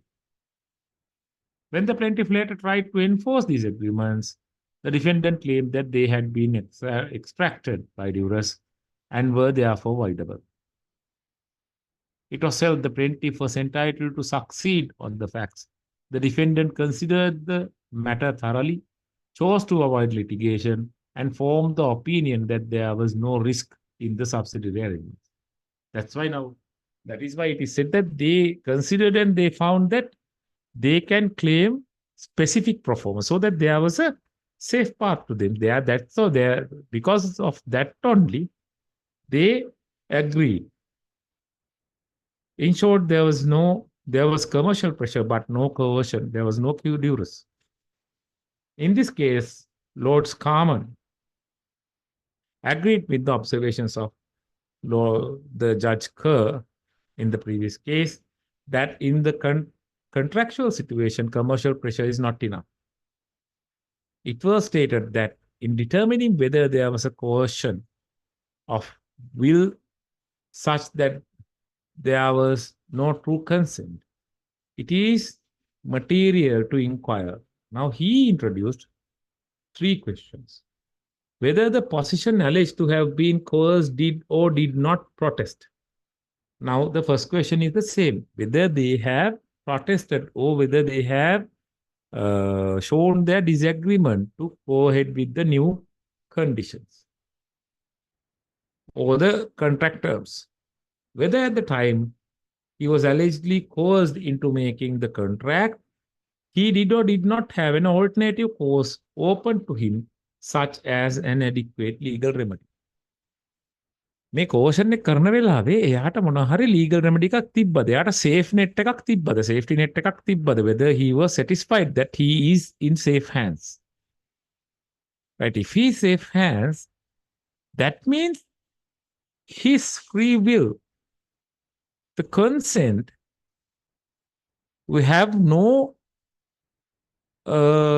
pressure, has not been caused. He has taken a conscious decision. The courts held whether he was independently advised and whether after entering the contract he took steps to avoid it. Right? Not held, sorry. This is part of the questions, 4 questions, right? First 2, okay. Now the third question is whether he was independently advised.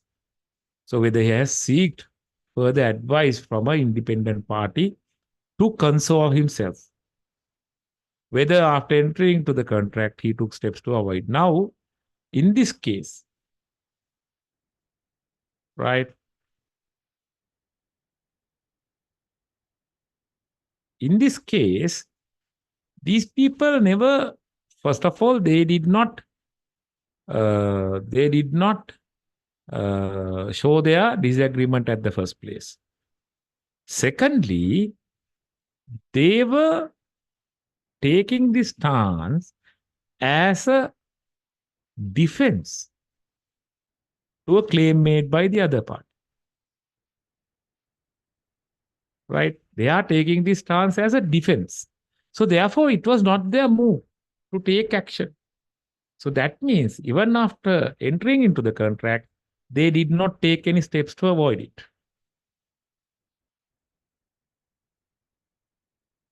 Right? They tried to breach the contract, but they did not take steps to avoid it. If they had taken steps to avoid it, they would have come to the courts. Right?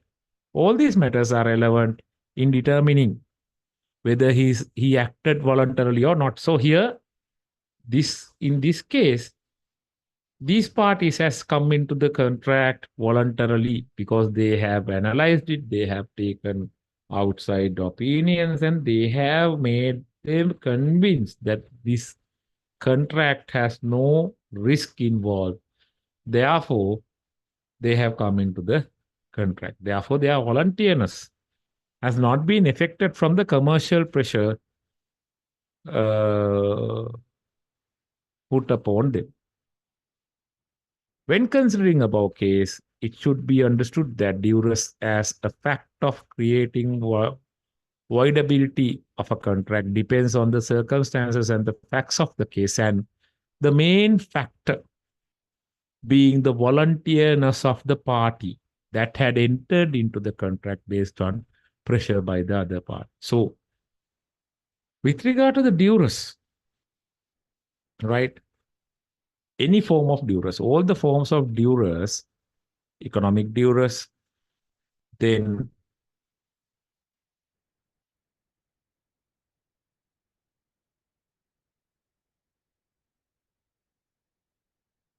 right, economic duress, then threats to the property, right, then threat of unlawful restraint and threat of violence. All these types of duresses are voidable, right? As a general rule, threats to the property is not considered to be duress, but of course, under serious circumstances, again, it will be it might be considered as duress, and the contract may be voidable. Under economic duress, mere commercial pressure is not considered as economic duress, but of course, the coercion matters.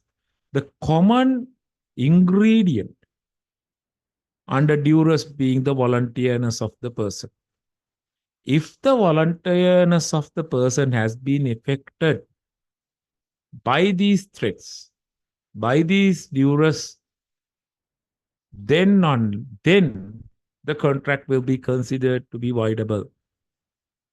But of course, if now, with regard to the threat of violence and unlawful restraint, mere fact of such a threat, which is a criminal offense, would be sufficient to consider the contract voidable. Right? So that the volunteerness, right? Basically, volunteerness will be volunteerness will be simply affected by a threat of violence or unlawful restraint, which is a criminal offense also. And of course, it will not be considered, the courts will not look into the factors where whether he has been fully coerced or not in such circumstances. But in general, volunteerness is the key ingredient. If the person's volunteerness has been affected by the threats made and he has been coerced to come into the contract based on that, then the contracts will be voidable under duress.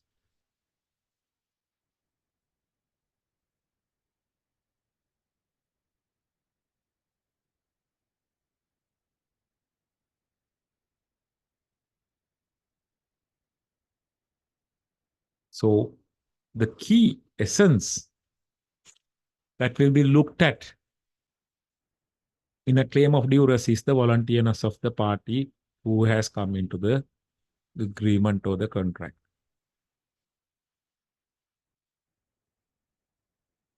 And whether the other person's conduct has affected this man's volunteerness. So we'll stop the lesson at this point. Thank you and good night.